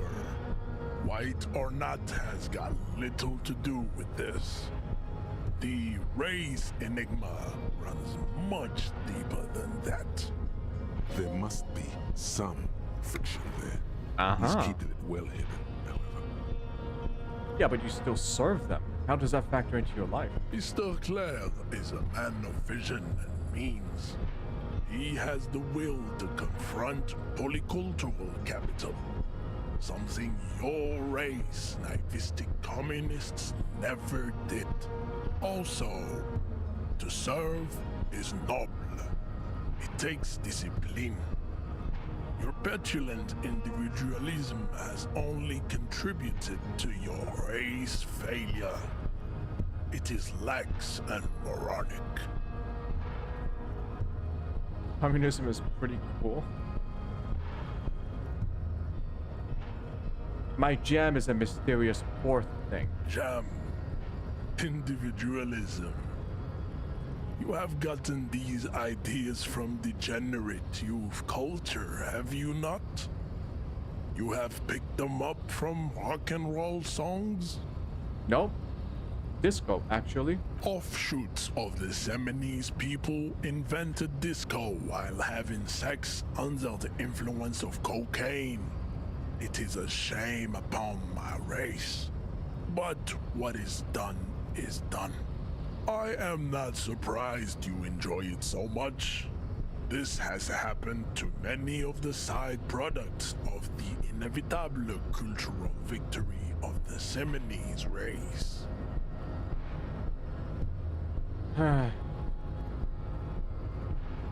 Wonderful. I need to enter the harbor now.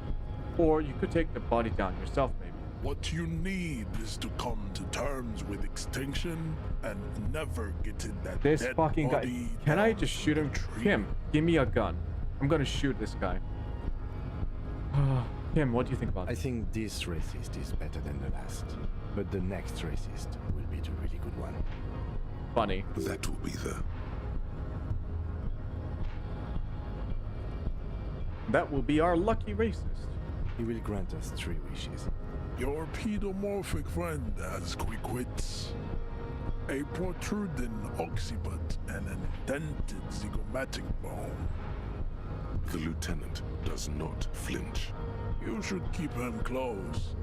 The congenital defect of farsightedness does not render him a complete invalid. He still has the use of his mind. Bro. How the fuck? Yes? What do you want to know? Okay, now that we've inspected the scene, I want to know more about this pissing competition you mentioned. What's there to say? It's just stupidity. What kind of stupidity? The cop kind. Our precincts can't decide if Martinez is part of Jamrock or the Industrial Harbor. Yours or mine, as if we somehow own parts of the city. Typical street gang mentality. So we've let the Union make a mockery of law enforcement here, and now it's come to its natural conclusion. Ah, so this is a struggle over who runs Martinez. Well, sort of. It's less a matter of who gets to police Martinez than who has to. It's an orphan district, in other words. I think the dispatch desk just told both our stations about the hanging. There was quite the brouhaha at the 57th, I can tell you that. Time to settle it, they said. Cop off. But I assure you, I am not their finest or toughest, with 102 cases solved. What I am is least interested in a pissing competition. Holy shit, he solved 102 cases? So he volunteered to represent the 57th, but not out of competitiveness. On the contrary. I wonder what this says about me, that I was sent by my station.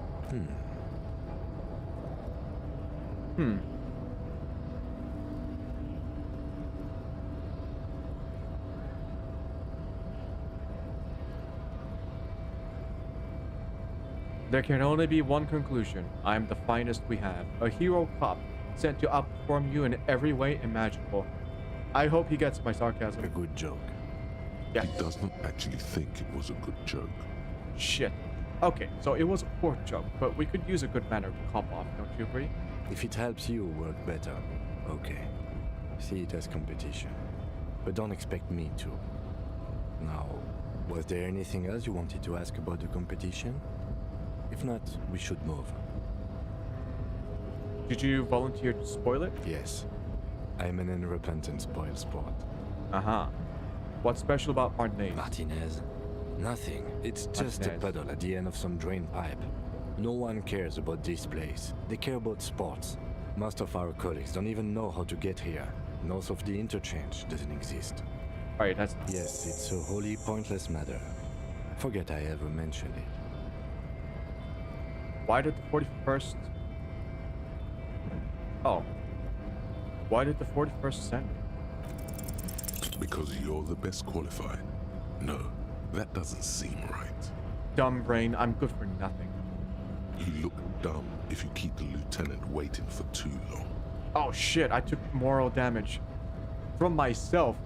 I damaged my own morale. Oh boy. Okay, maybe I shouldn't be so hard on myself. Also, how the fuck do I just fucking get into this stupid ass...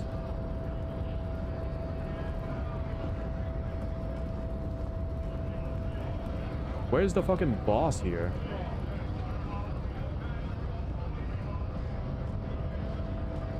Alright, let's take a look around. You know what? We never checked out the mart. Let's check it out.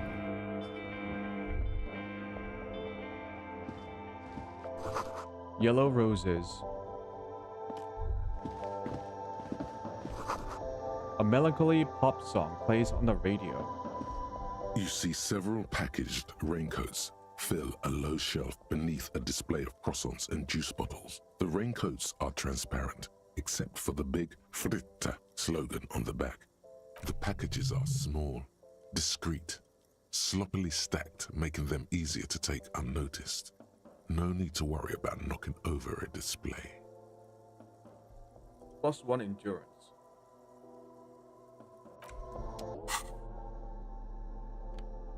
Well, I already have a jacket. I don't think I need it. You see several packaged rain. What is what? It's a raincoat. If you True. want to buy one, then it's only 4 real. Her attention is drawn to the raincoats. Stealing one undetected will now be more difficult. The tear machine stands in the corner. A sign says, 1 bottle equals 10 cents. What is this machine? Oh, that's the tear machine. But what is it? It's a machine for tear. You know, you find tear outside, like bottles or whatever, and put it in the machine, then it gives you money. Okay, so how do I pick up tear? You need a bag, I guess. We used to have some, but we gave them all out, so feel free to use it if you find a bag, though. I'm sure there are some out there, somewhere. Oh, you can make money from this? A small cabinet on the wall is filled with various medicine bottles, nasal sprays, and blister packs. They all bear the Saint Baptiste Pharmaceutics logo. Just ask me if you need anything from St. Baptiste. We don't stock prescription meds, but we do have Nosafed, Duramine, Magnesium, and Hypnogamma. Bottle of magnesium. Okay, here. I hope St. Baptiste makes you feel better or something. Alright. Give me Okay, one more. here. I hope St. Baptiste makes you feel better or something. And a Okay, nose spread? here. I hope St. Baptiste makes you feel better or something. A colorful display of cigarettes and alcohol bottles line the shop wall, inviting you closer. There, in that dark green glass, all in vain. The great flowing river of warmth, wine, alcohol, beer, alcohol, love, alcohol. My God. The beauty, the truth, the poetry of it all. I'm obliged to inform you that both alcohol and cigarettes damage your health, but I guess you already know that. No shit. Don't ask, don't look, don't do anything here. Just go away. Get back to work.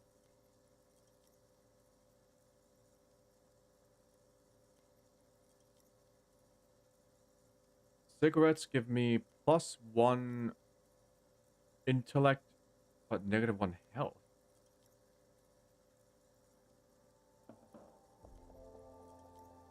Do you sell any under-the-counter vices? No, Ferret only sells legal drugs, like the law says.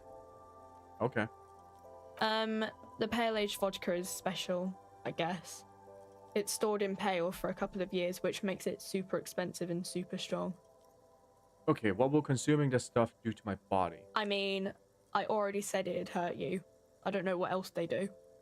Substances give powerful bonuses to your main stats at the cost of damage to your health or morale. Cigarettes raise your intellect while damaging your health. Alcohol raises physique while damaging your morale. Use medication, like Nosafed and magnesium, to counteract the negative effects of substances. Note: consuming substances can have unforeseen consequences for you.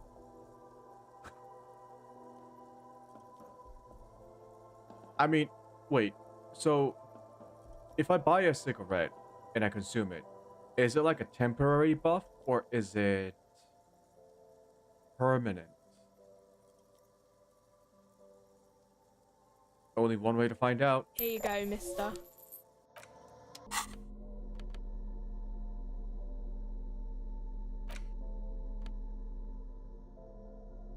How do I use it?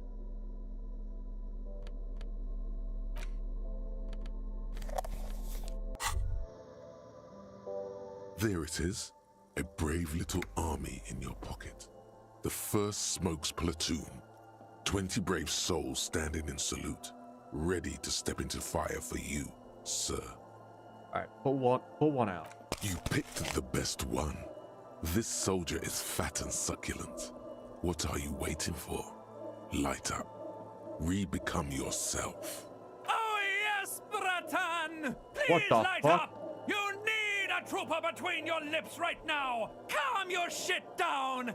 Go to Pleasureland! Become a genius! What?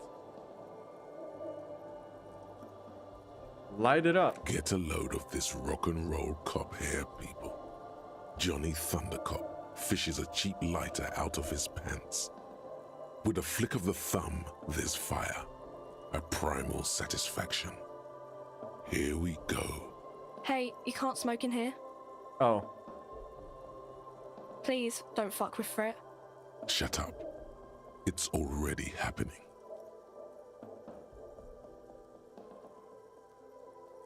You know, maybe I should have done this outside. What are the repercussions if I do this? Repercussions? There's a high risk of glory, with a mild chance Glory? cool genius. Bro, it's just a Smoking cigarette. makes you into an intellectual. Everybody knows that. It will help you concentrate a bit. That much is true. It only lets you concentrate because you're in nicotine withdrawal. It only mitigates its own. Blah, blah, blah. Boring. Light it up. Dip that bad boy in the flame and breathe it in. It's only a video game. Thick, warm smoke gets sucked down into your lungs. Immediately, you feel a warm nostalgia fill your head, body, and soul. A nostalgia for yourself. The man you were in your youth. Johnny Thundercop is back, and he's chill as balls. In the bottom right corner of the screen, there's a cigarettes button. Cigarettes gives +1 to intellect skills. Logic, rhetoric, conceptualization, visual calculus, encyclopedia, and drama. This is good before a white check, but damages your health. Oh. Alright, well, we're going to buy another one. Welcome to Ferret. Feel free to look around or something. Not the Everything is out cigarette, on the but the health shelves. kit. What's that magazine she's reading? Before we go on, what is this? Wait, what magazine are you reading? You mean this? She looks at the cover, boasting a colorful photo of two girls kissing. Oh. This is Pop Stars. It's got, like, famous people in it. It's not for sale. Looks like it also has something called Police de la Mode, featured on page 34. This speaks to you. Forget about all of that. What is this fashion police feature? It's where they rate different outfits famous people wear. It's kind of funny. They're kind of mean. It's about who's the most stylish. Okay. Who's the numero uno guy in there right now? And does he look like this? Point at yourself.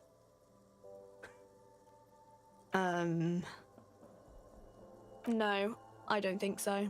We are not the fashion police. We're the real police. You mean this? This is Pop. Looks like it also has something called Police de la Mode, featured on Alright, page so- 34. It's How where about they this? rate different I bet your outfits hat famous would be people. surprised. No. I don't like it. I hate it. We are not the fashion police.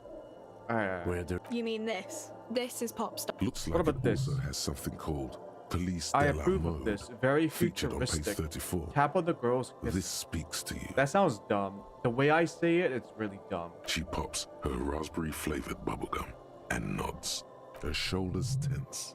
She shuffles back, only slightly. Bewilderment and repulsion root her in place. The lieutenant frowns at you before turning to the clerk with an apologetic half-smile. Yep, that was cringe. All right, before we go on, I what is don't know. Frit? And what is it? A 7 to 11 grocery store. So it's a 7-Eleven. Great. Why is it written with 3 T's? I think they think that the extra T makes it funkier. It doesn't. The story goes that normal Fritta, with 2 T's, a men's workwear shop in Vredefort, was already taken. So when Fritter Retail Inc. grew into a multinational corporation, they had to add an extra letter to avoid trademark infringement. Okay. I'm not really supposed to be chatting to anyone, but... Alright, so does Fritte have a warehouse in the back of the Whirling and Rags? A warehouse? I don't know. Maybe. I don't really care what Frit does. This is important. She scrunches up her face into an expression of consummate adolescent skepticism. Fine. Frit doesn't have a warehouse. Just a little back room here. Okay? You said I wouldn't want to fuck with Fritte. Why? Because Frit has an army. They do? She blinks at you, confused as to why you'd ask such an obvious thing. You mean like mercenaries ready to kill people? Yeah, like 2,000 or so. But why? I don't know. It stops people from robbing Frit, I guess. If they know there's an army, I mean, I wouldn't want to fuck with them anyway. Businesses often hire private security this side of the river. It's an unfortunate state of affairs, but not unheard of. But that's what the cops are for. You think the police, like, bother catching shoplifters? Frit polices themselves, so yeah. Anything else you wanted? Alright, can you tell me anything about the dead body? I don't really know anything. I mean, I know it's there, but I haven't seen it, so... Did you know the man who died? Not really. Not really? Doesn't mean you knew him a little? No. I didn't know him at all. How long has it been there? I don't know, really long. Okay. What about what do you think happened? I don't know. No need to worry. It's just standard procedure for us to ask around. If you hear anything, let us know, okay? Okay. Thank you for your help. Uh-huh. Can you tell me anything about this reality we're in? Reality? What a weird-ass question. You mean, what reality? Economic reality, or...? She is like a student unexpectedly called upon by a teacher. Can she answer the classroom question? Yeah, economic reality. I don't really know anything. I mean, I'm 15.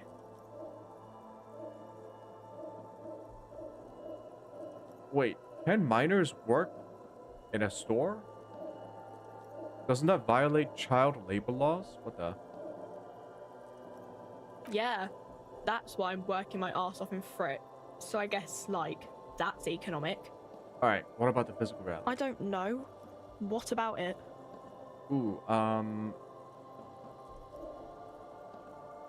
what is the revolution? When ordinary people take over the government and, demands democracy. Not necessarily democracy, but any kind of change outside of the existing institutions. That is the revolution. Reform is when you make changes within the institutions that are available. Anyways, what about the one we had here in Revshul? Yeah, it happened like 50 years ago or so. Sorry, I'm not very good at this. At history, I mean. Okay, coalition. Our government? Uh-huh. Or do you mean something else? Sorry, I really need to finish this article. Where are We're we? in Frit? No, I mean, where are we on a larger scale? As Why am I like mankind, interrogating or her like as this? a nation, I feel bad. or... What will her essay prompt be? As a mankind. In a good place. In a good place, I really. mean, science is doing great, and this radio computer thing seems to be kinda big. I don't know. Great. What time I is don't it? know. Look at the clock. It's right behind you on the wall. The clock shows the time at 10:09. The hands seem to be still. It's apparent the clock doesn't work. Yeah, I'm standing over the clock. It's 5:13 p.m. Cool.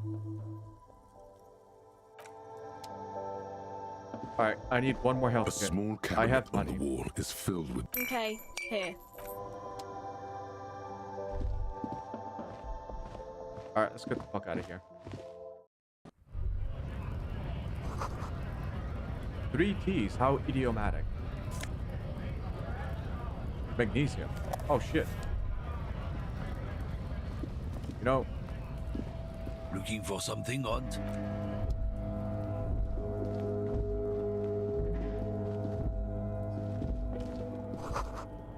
closed for winter.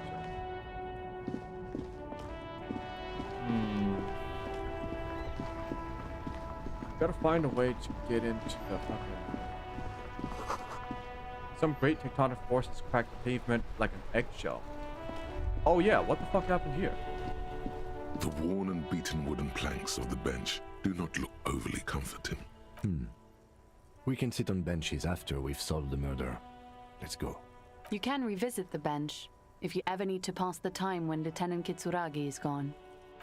Oh, it's for passing time. This Post Levantorie mail collection box has been heavily vandalized with graffito. A closer inspection reveals 2 bullet holes in the front. Kick it open. Fuck you, mail delivery box. Ow. There is a hollow, saddened ring as you kick the Levantorie mail collection box. It sounds betrayed, in disbelief even. I'm sorry, mailbox. I thought you would open up. Your toe has suffered Oh, damage. shit. It hurts. That hurts. Cool. Well, you really showed that mail collection box. He does not actually think it's cool. If anything, the lieutenant feels sorry for the poor box. He's leaning in to inspect the layers of graffito that deface it. Oh, you're being sarcastic. I get it. It was actually a dick move. The I'm lieutenant sorry. pats the box, ever so slightly. Dodged the bullet there. He must see the box as the weaker of the two, and you as a bully. Something he doesn't stand for. Good mail delivery box.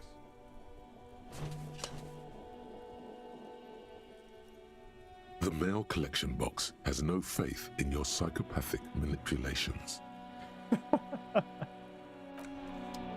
This mailbox is tough to crack. What the fuck are these? This book has a rose, a pistol, and a half-naked dame on its cover. Sounds like a good book. On the cover stands a very muscular man, surrounded by flames.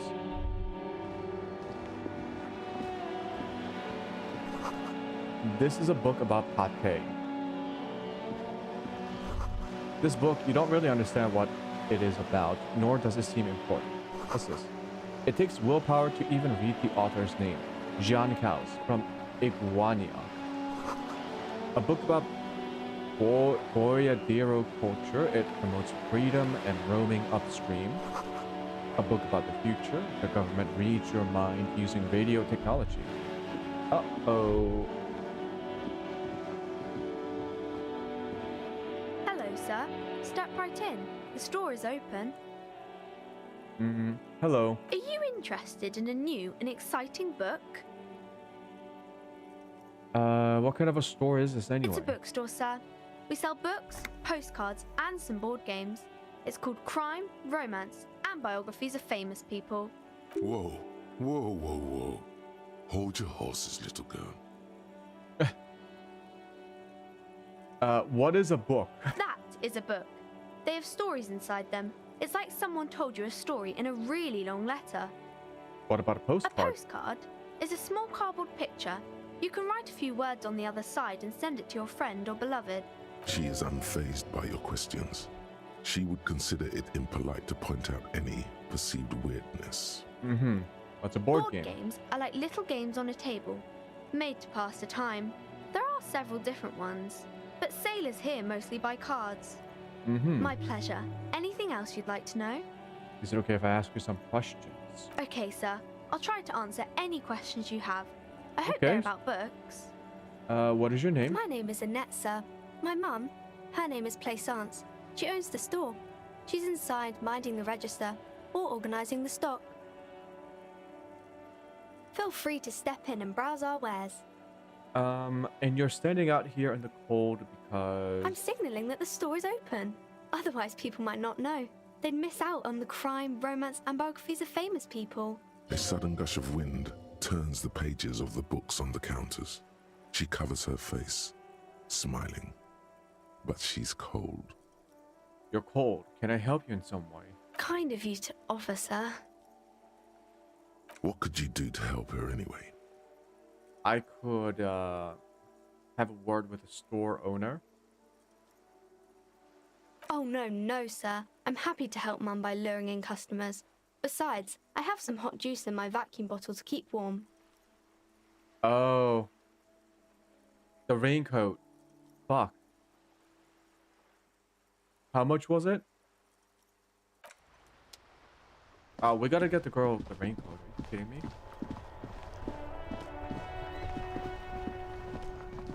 She's just standing out here in the cold.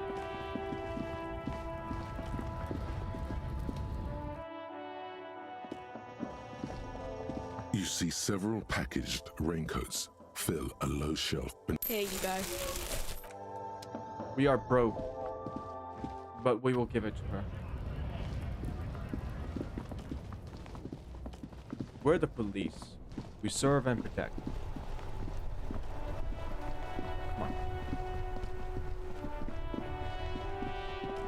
There you go.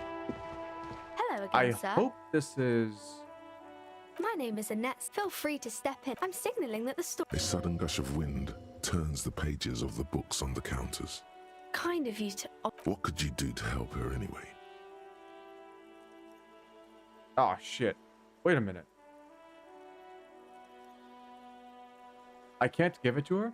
Such a good trooper you are, already learning the value of hard work. Pat her head. Oh. Thank you, sir. I'm happy to help Mum out with the store. Okay. Shouldn't you be at school? I do my studies at home at the moment. I have to help Mum keep this place running. Isn't going to school more important than this? Also, isn't it illegal for children not to go to school? Mum says it's necessary to do both because it builds character. Mum says a proper worker is dutiful. That's how you get ahead in life. You succeed. There is stress and unease behind these words. She's reciting etiquette. Mm-hmm. How's the business going? Mum says it's peachy. She was a little afraid at first. There's talk about this house being cursed. Behind her, the window has been boarded up. You sense the boards creaking, twisting for a second, and some kind of doubt in her tense shoulders. Cursed in what way? Cursed in the way that makes them say that no business has ever really thrived here, sir. That they all go... bankrupt? Exactly. But we've been doing fine so far. This sounds rather serious. I should probably look into this. We can go into the bookstore and ask about the case, but I don't see much more to look into here. Yes, please do look at our wares inside. The postcards and board games you asked about are also there, sir. Okay. So how does this curse manifest itself? It does not manifest itself in any way. It does not exist. I liked it better when we were talking about whether it's appropriate to stand out in the freezing weather. But him, the plasmic manifestations, the ectoplasms. No such thing. Anything else you wanted to talk about, sir? Alright, what do you know about the other businesses? Nothing really, sir. Mum doesn't allow me to sneak around in the back rooms or the cellar. I don't really know what's there. Oh. Okay. Maybe I can tell you about some of our books instead. And crime business. Crime fiction is about murders or burglaries or things like that, and the work of a policeman or a private detective who's trying to solve a crime and catch the criminals. Okay, I get it. Crime murder gets the people going. And it's kind of like a puzzle too. You can guess who the criminal is or how the good guys are going to catch him. I'm a policeman myself, by the way. You don't look much like a policeman. Oh, shit. Well... What does a cop look like then? Didn't mean to offend, sir. Sorry, sir. It's just that you don't look like Dick Mullen. She points to a book cover, on which you see a strapping Vespertine officer. He stands grimly over the body of a dead woman. Well, I used to be exactly that Dick Mullen guy now. You know, nobody actually looks like the guy in the picture. That's just a stupid fantasy of a man. Okay, that sounds a little bit too dismissive. It's not your body that's important in police work anyway. It's your head. Head? Yes. No, it's your soul. Your blue soul. Damn. Not head, child. Heads. Soul. That Mullen guy looks like a Temple man. Who could respect that face? It's not even drawn correctly. He lacks soul. Flexibility. There are millions of different people out there and you have to get into their heads. Sometimes you gotta be the killer to catch the killer. What? Soul. Head. Soul. Soul. I'm not sure I understand. A policeman's gotta have the right stuff, an ingrained sense of the law. No one would follow a weakling like Mullen. If you say so, sir. He's just a fictional character. He's no match for your soul. Maybe you can show me some real police work, sir. Like in the books. Mm-hmm. Okay, I'm going to deduce something now. What the fuck? Anxious body language. Saw she's cold. Afraid of the curse. 83% chance of succeeding. Boom. The girl keeps her hands folded, hidden. Why is that? Hey, why do you keep your hands folded? What do you mean, sir? She knows where this is going. You don't need to be worried. I'm here to help. She looks around anxiously. Her hands remain folded in front of her. She doesn't want to show them. The lieutenant stands by, looking at the two of you with little interest. A facade of true professionalism. He is far more intrigued by the situation than his poise reveals. Ah, it's okay. She brings out her reddened hands, her nails frayed, nearly chewed down to the flesh. Oh god, you bite your nails. And you knew this from me keeping my hands folded? There were a few other hints. Mm-hmm. Yes. Well, that proves nothing. Anyone could do an easy deduction like that. Okay. I bet I can figure out why you bite your nails. She nods, half provocative, half enthusiastic.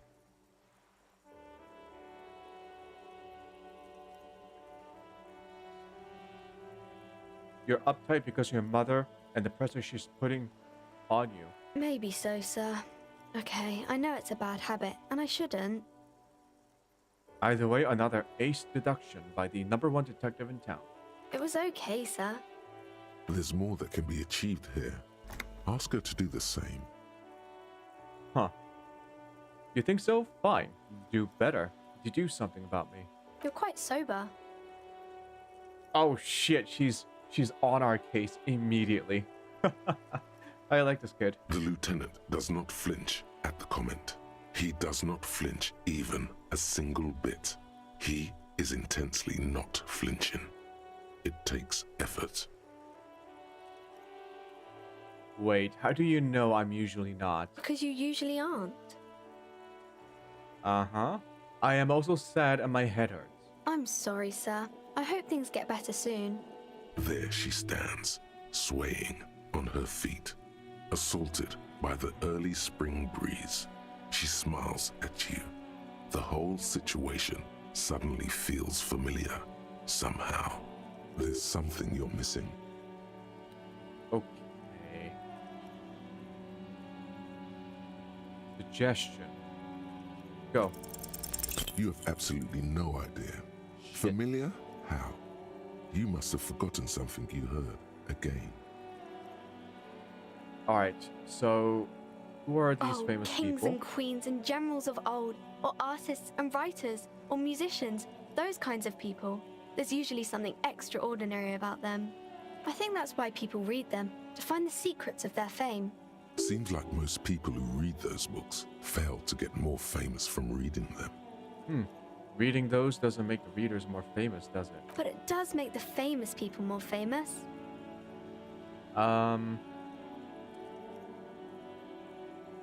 Fame is for vain people. I have better things to do. These famous people sound like a bunch of dorks.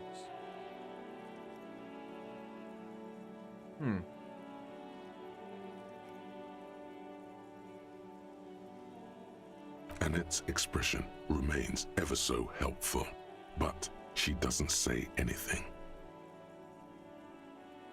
Yeah, you heard me. Only losers waste their time with that garbage. No, maybe she likes it. Never mind. Okay. What is romance? It's the type of book where there's a rich lady and she has to choose between the good man and the bad man.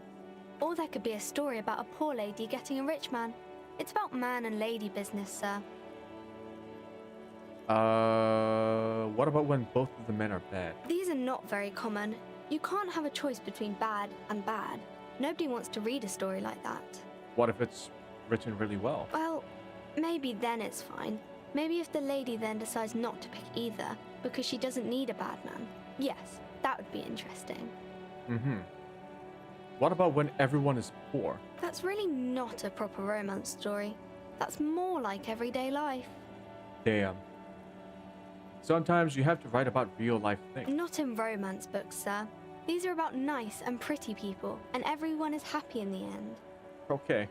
What about a poor man getting a rich? It happens, but usually the guy gets rich in the process, or should actually be rich himself, but has lost his family property unjustly, like during the revolution or something. Uh-huh. Those are unhappy books, for most of the pages. People sad about what they have lost, but then it all turns out just fine in the end.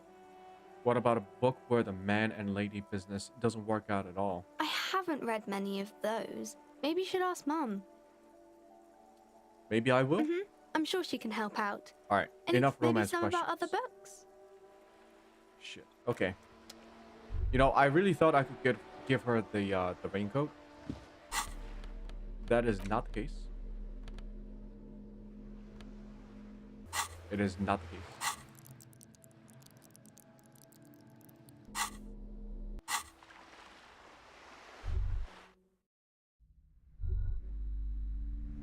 Investigate. Gift books and molten candy. The display rack is brimming with worn paperbacks featuring an extremely muscular, sword-wielding barbarian on the cover. Nearly all the titles contain the word Heimdall somewhere. Look through the display of books. Rows and rows of Heimdall men blur your vision. You make out some titles. Man from Heimdall and the Mammoth Riders. Man from Heimdall, Return to Heimdall. And the solipsistic Man from Heimdall and the Heimdall Man. Good God, how many are there? Maybe 100. Man from Heimdall and the sages at the end of the world. Man from Heimdall and the false god. Man from Heimdall and the scorched earth. Man from Heimdall, the Heimdall colonies. Man from Heimdall and the swamp beast. Man from Heimdall and the snow crabs. Is that all? Not even close. Man from Heimdall in hell. Man from Heimdall and the forest of slaves. Man from Heimdall under the lake. Man from Heimdall, Heimdall burning. There's even the Trial of Death, a pastoral combat game book set in the world of Heimdall Man, and so much more. Oh boy, pain threshold. Do any of the books call out to me? Nothing of interest.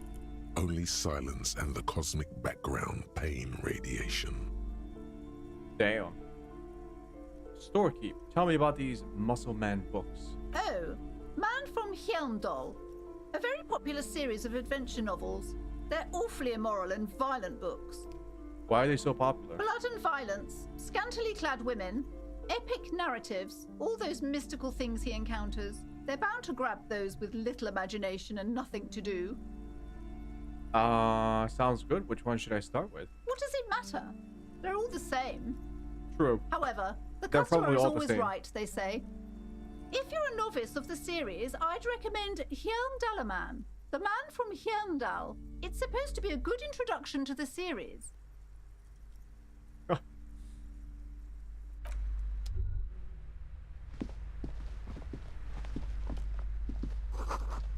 Old sports magazines. A small mountain of colorful board game boxes. There are numerous types of games for all ages. A lot of shelf space seems to be taken up by Wirral-related merchandise. An endless variety of source books, lore books, and codices litter the table. The topmost book is titled Welkin Compendium, 2nd edition. There's also a large hardbound tome with intricate cover art, The Hunters of Katawak, Boreal Creature Compendium, and a pick-your-path adventure game book titled Tales of Wirral, Cavern of Velkrag. Books in a board game section? Who wants to read books? Anything that catches my eye? There's a box that says Wirral, 3rd edition Mega Setting Supplements module. The side panel notes, a fantastique adventure board game, new maps and miniatures.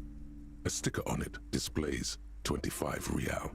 That price is steep, but then it's the 3rd edition Mega Setting Supplement, so it makes sense. Oh, it makes sense, does it? 25 reals. Alright, storekeep, tell me more. Wonderful board games, sir. The Viticulturist is a classic for sure, or perhaps you'd like Archipelagos of Insulinda, a very educational game for those interested in geography. Browbritter is a fun game of economic competition, but can get quite intense after a while. We have games for the whole family. You can play with your children. Who are you going to play board games with? Do you have friends or family?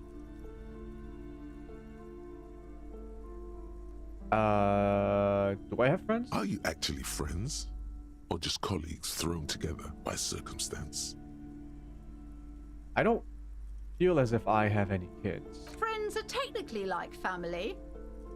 For playing with friends, I'd recommend Suzerainty. It's a civilization building game where you build a civilization, then set off to brutally colonize and repress other civilizations. It'll cost 12 real. So just like Civilization, Sid Meier's. What about all these Wirral things? Lousy auras there. No, role-playing games are popular among those types. You know, who are into those kind of things. Personally, I don't like it. Not at all. I've heard they turn people into occult enthusiasts. That they have rituals where they try to summon entities. Highly immoral stuff. You can still buy them, though.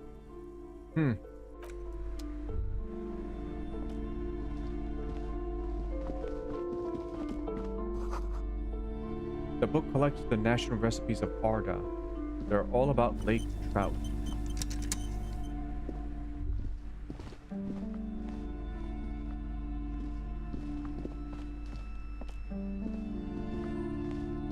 These shelves are overburdened with books from the same series.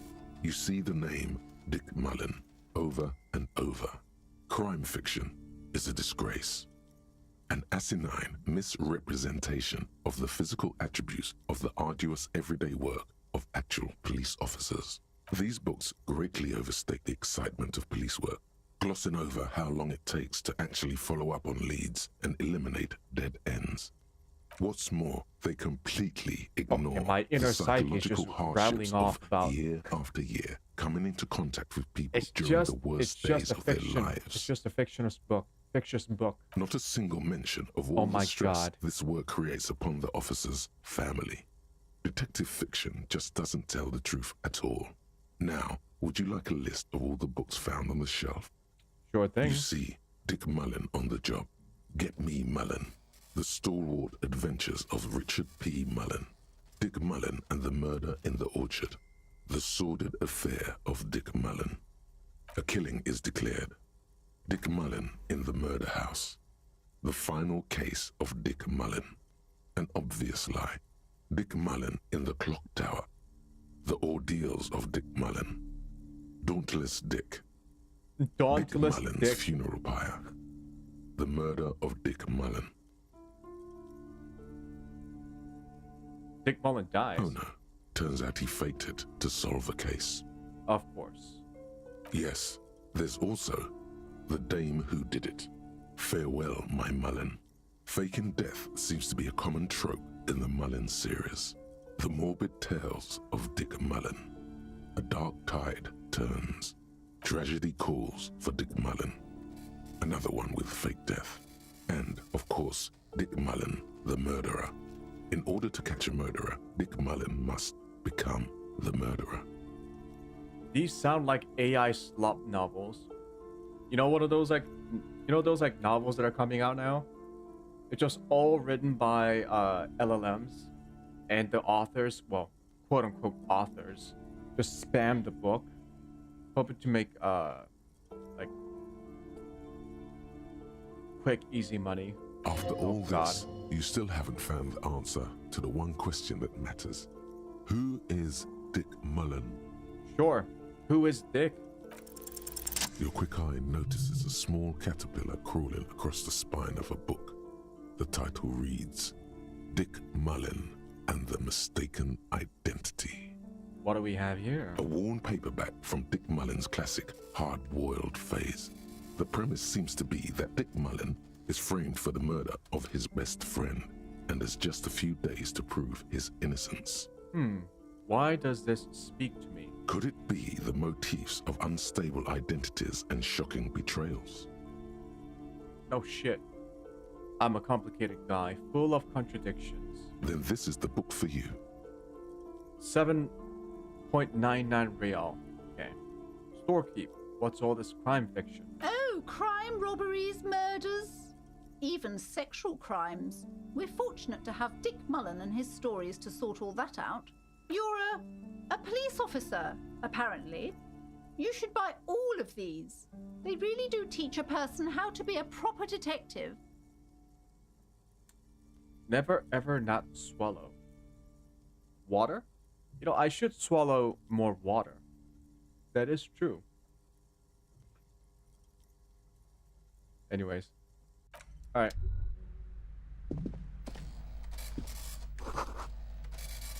A quaint picture book brochure. It's a tomb of fascist magic. Oh, tome. Sorry. Tome of fascist magic. Can magic be fascist? What the fuck? The plaque on the shelf reads, Biographies of Famous People. You see a large variety of names, none of which ring a bell. Look through. Browsing through all the books with all their names makes your head spin. None of these seem important or relevant. It's all just vapid egoism. Suddenly, a particularly odd title catches your eye.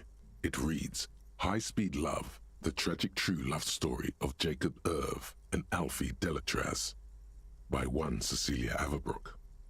What's this? High Speed Love chronicles the romance between two of the finest tip-top tourney racers in history. One of them is the madcap driver, Jacob Irv. His blonde mane graces the cover. Next to Irv's life story, you see a slim biography of an Occidental rock star called the Anti-Star. He's famous for shooting morphine into one of his eyeballs and cocaine into the other. I don't think that's how you're supposed to consume those drugs, but okay. Next to that, Rivasholian radio personality Guillaume Bevy stands in front of a rundown drug den. He's a permanent fixture on Channel 8, reporting on real-life crime and ruining cops' days. I really must insist you buy one of the books. Reading them is not for free. Do still browse, though, but not too long. I'm sorry, I did not mean to rush you. You are browsing. Go ahead. Take your time. Time is commerce. I would say... The Greatest Innocence. Yes, most certainly.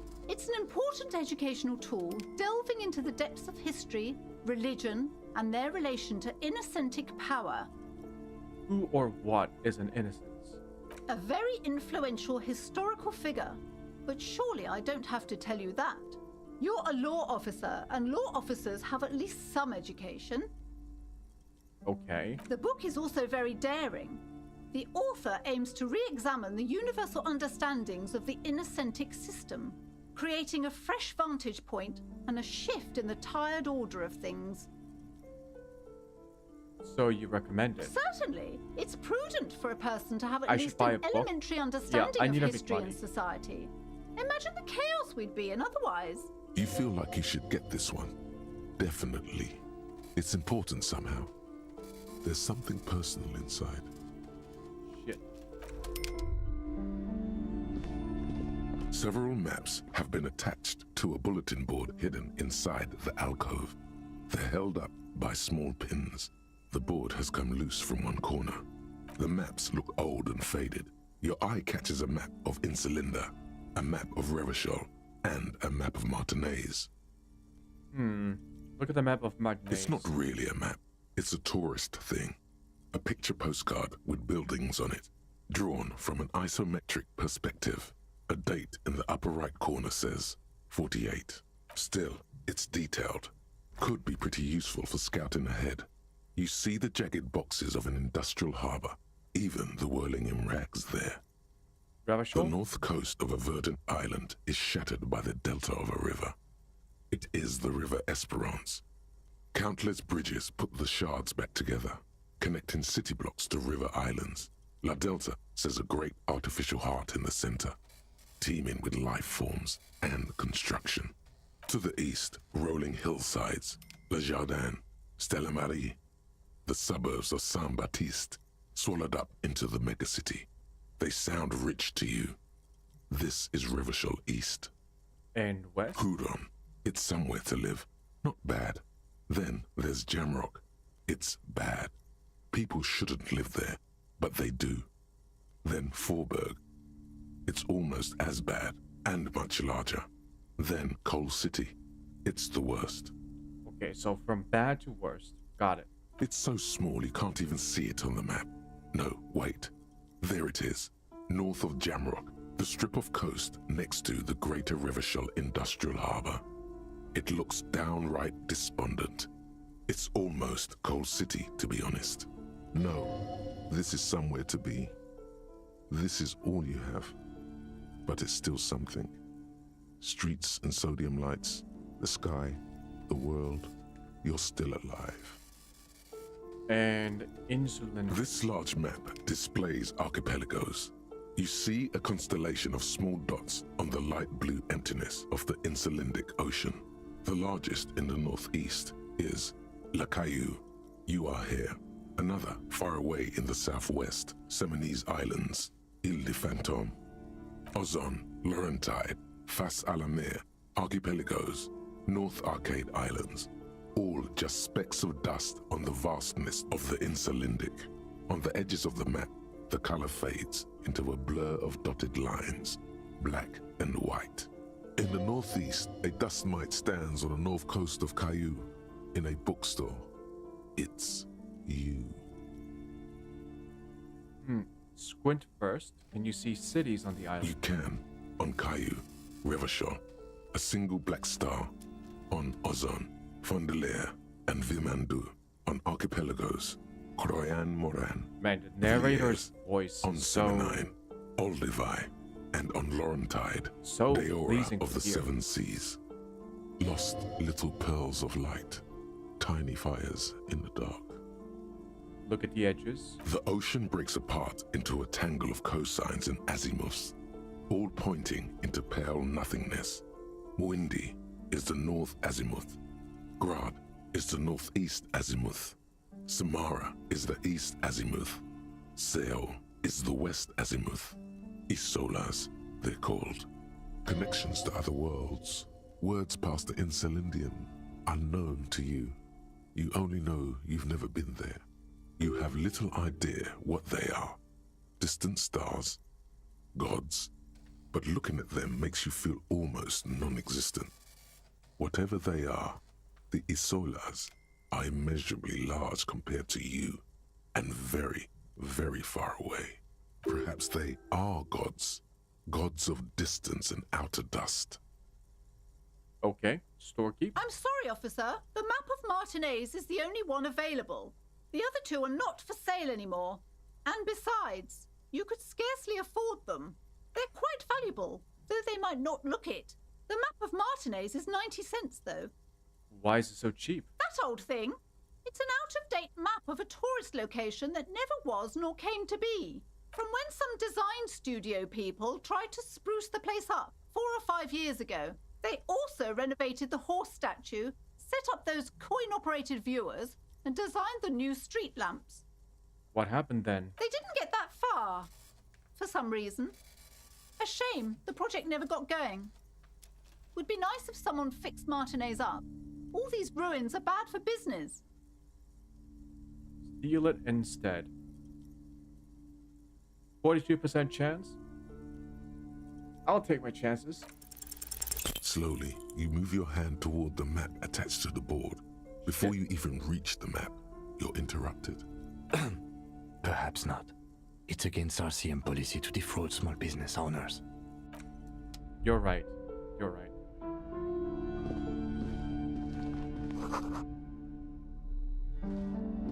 This bookstore is not strictly about crime, romance, and biographies of famous people. There's also a wide range of paranatural literature.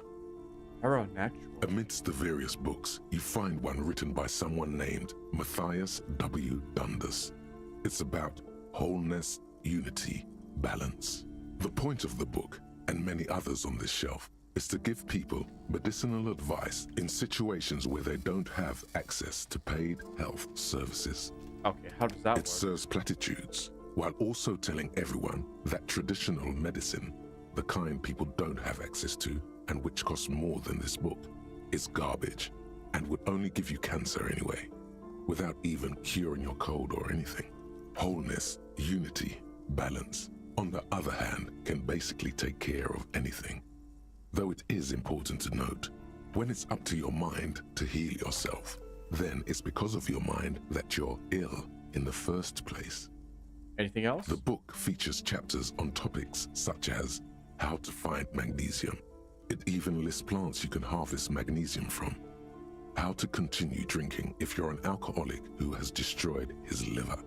And okay, if you're an alcoholic who has a destroyed liver, maybe they should stop drinking. There's even a chapter on the ancient Seraïs tradition of using duck gallbladder preservatives to treat and prevent sexually transmitted diseases. Pre and post factum apply. Nothing worth buying. This is just mundane garbage. What's even paranatural about this? Find something truly otherworldly. The throbbing in your head increases with every passing moment you gaze at this shelf. Suddenly, as if out of nowhere, a small green book becomes apparent. The title of it reads, Medicinal Purposes of the Pale. The book contains very little explanation on the matter. This knowledge seems to be taken for granted. So what's it about? The book contains descriptions of various pseudoscientific therapies, alternative medicines, and folk remedies involving the pale, also known as le territoire. For example, it recommends vigorously swatting one's naked body with a venik or hand broom, made from the leafy twigs of a young birch tree from the near pale. Oh damn, sounds invigorating. It is, and good for the circulation too. What else? It also recommends consuming distilled spirits like vodka or whiskey that have been aged in the pale. Readers are instructed to cover these jars in a shallow hole just inside the pale and leave them there for 30 to 60 days, depending on the potency desired. And what does it do? Among other benefits, it is alleged to restore a damaged liver to perfect health. Oh shit. That seems improbable. How is that possible? Is it any more improbable than anything else that human beings put their faith in? Okay, what else? For general health and well-being, readers are encouraged to take regular strolls through the pale. Though a sidebar cautions readers to limit each stroll to less than an hour. These strolls promise to cleanse the mind of worries and the body of toxins, especially if the perambulator performs this ritual in the nude. Nudity figures prominently in a number of these prescriptions. There's a lot of nudity involved. Sounds like a fun time. This is exactly what you need. Huh. Anything else of note? There's an entire section devoted to cures for men who are struggling to perform their marital obligations. Well, I certainly don't need that. You close the book and return it to its place on the shelf. It's 4:20. Okay. Storekeep. Sir, please, no browsing in that shelf. That wisdom is not for free. I can't have you end up, like, opening a police store next door and stealing my customers. Oh no! Okay. It takes like 30 minutes to just listen to the description of these bookshelves. What an interesting game. But I will be ending my stream here for today. like I said yesterday, I guess Max, you might not have been here for it at the end of last night's stream. I'm going to be ending my stream a little bit earlier from now on. I gotta do other things off stream. Yeah, it's partly the reason why I started streaming a little bit earlier than I used to. So I'm trying to like shift the schedule so that the streams start early and end a little bit early. I'm also trying to cut down on the total amount of hours that I stream. I think 6 hours might be okay. Yeah. Okay, so that's it for today. We will continue this game tomorrow. I am quite intrigued by this. I've barely scratched the surface of this game. In fact, I haven't even gone through the first day. Day 1, the bottom right. It's 6:27 p.m. But yeah, we will continue this tomorrow. So, thank you everyone for watching. I hope you guys enjoyed it. Let's see, is there anything else to announce or let you guys know? No, nothing new. I am working on like a video. No details until I'm well, I guess if it comes out you'll see it, but yeah, I am working on a video, and I will be doing my whole streaming the same way I do it, just in shorter streams and in earlier hours. That's it. Yeah. So yeah, I'll be back tomorrow at 5 p.m. EST, and then we will end the streams around this time, which I think is like, I'm trying to do the time conversion here. Is it like 11 p.m. EST right now? I think thereabouts. Yeah, we started at 5. It's been 6 hours. It should be like 11. So yeah, I'll be keeping this schedule for tomorrow as well. So if you enjoyed it and you want to tune in, feel free to do so tomorrow, because I will be here. Anyways, that is it. Thank you for watching. Hope you guys have a good morning, good afternoon, or good evening, depending on where you are. I will see you all later. Goodbye. Maybe tomorrow we'll actually like follow a proper lead in this investigation. Hopefully. Anyways, bye.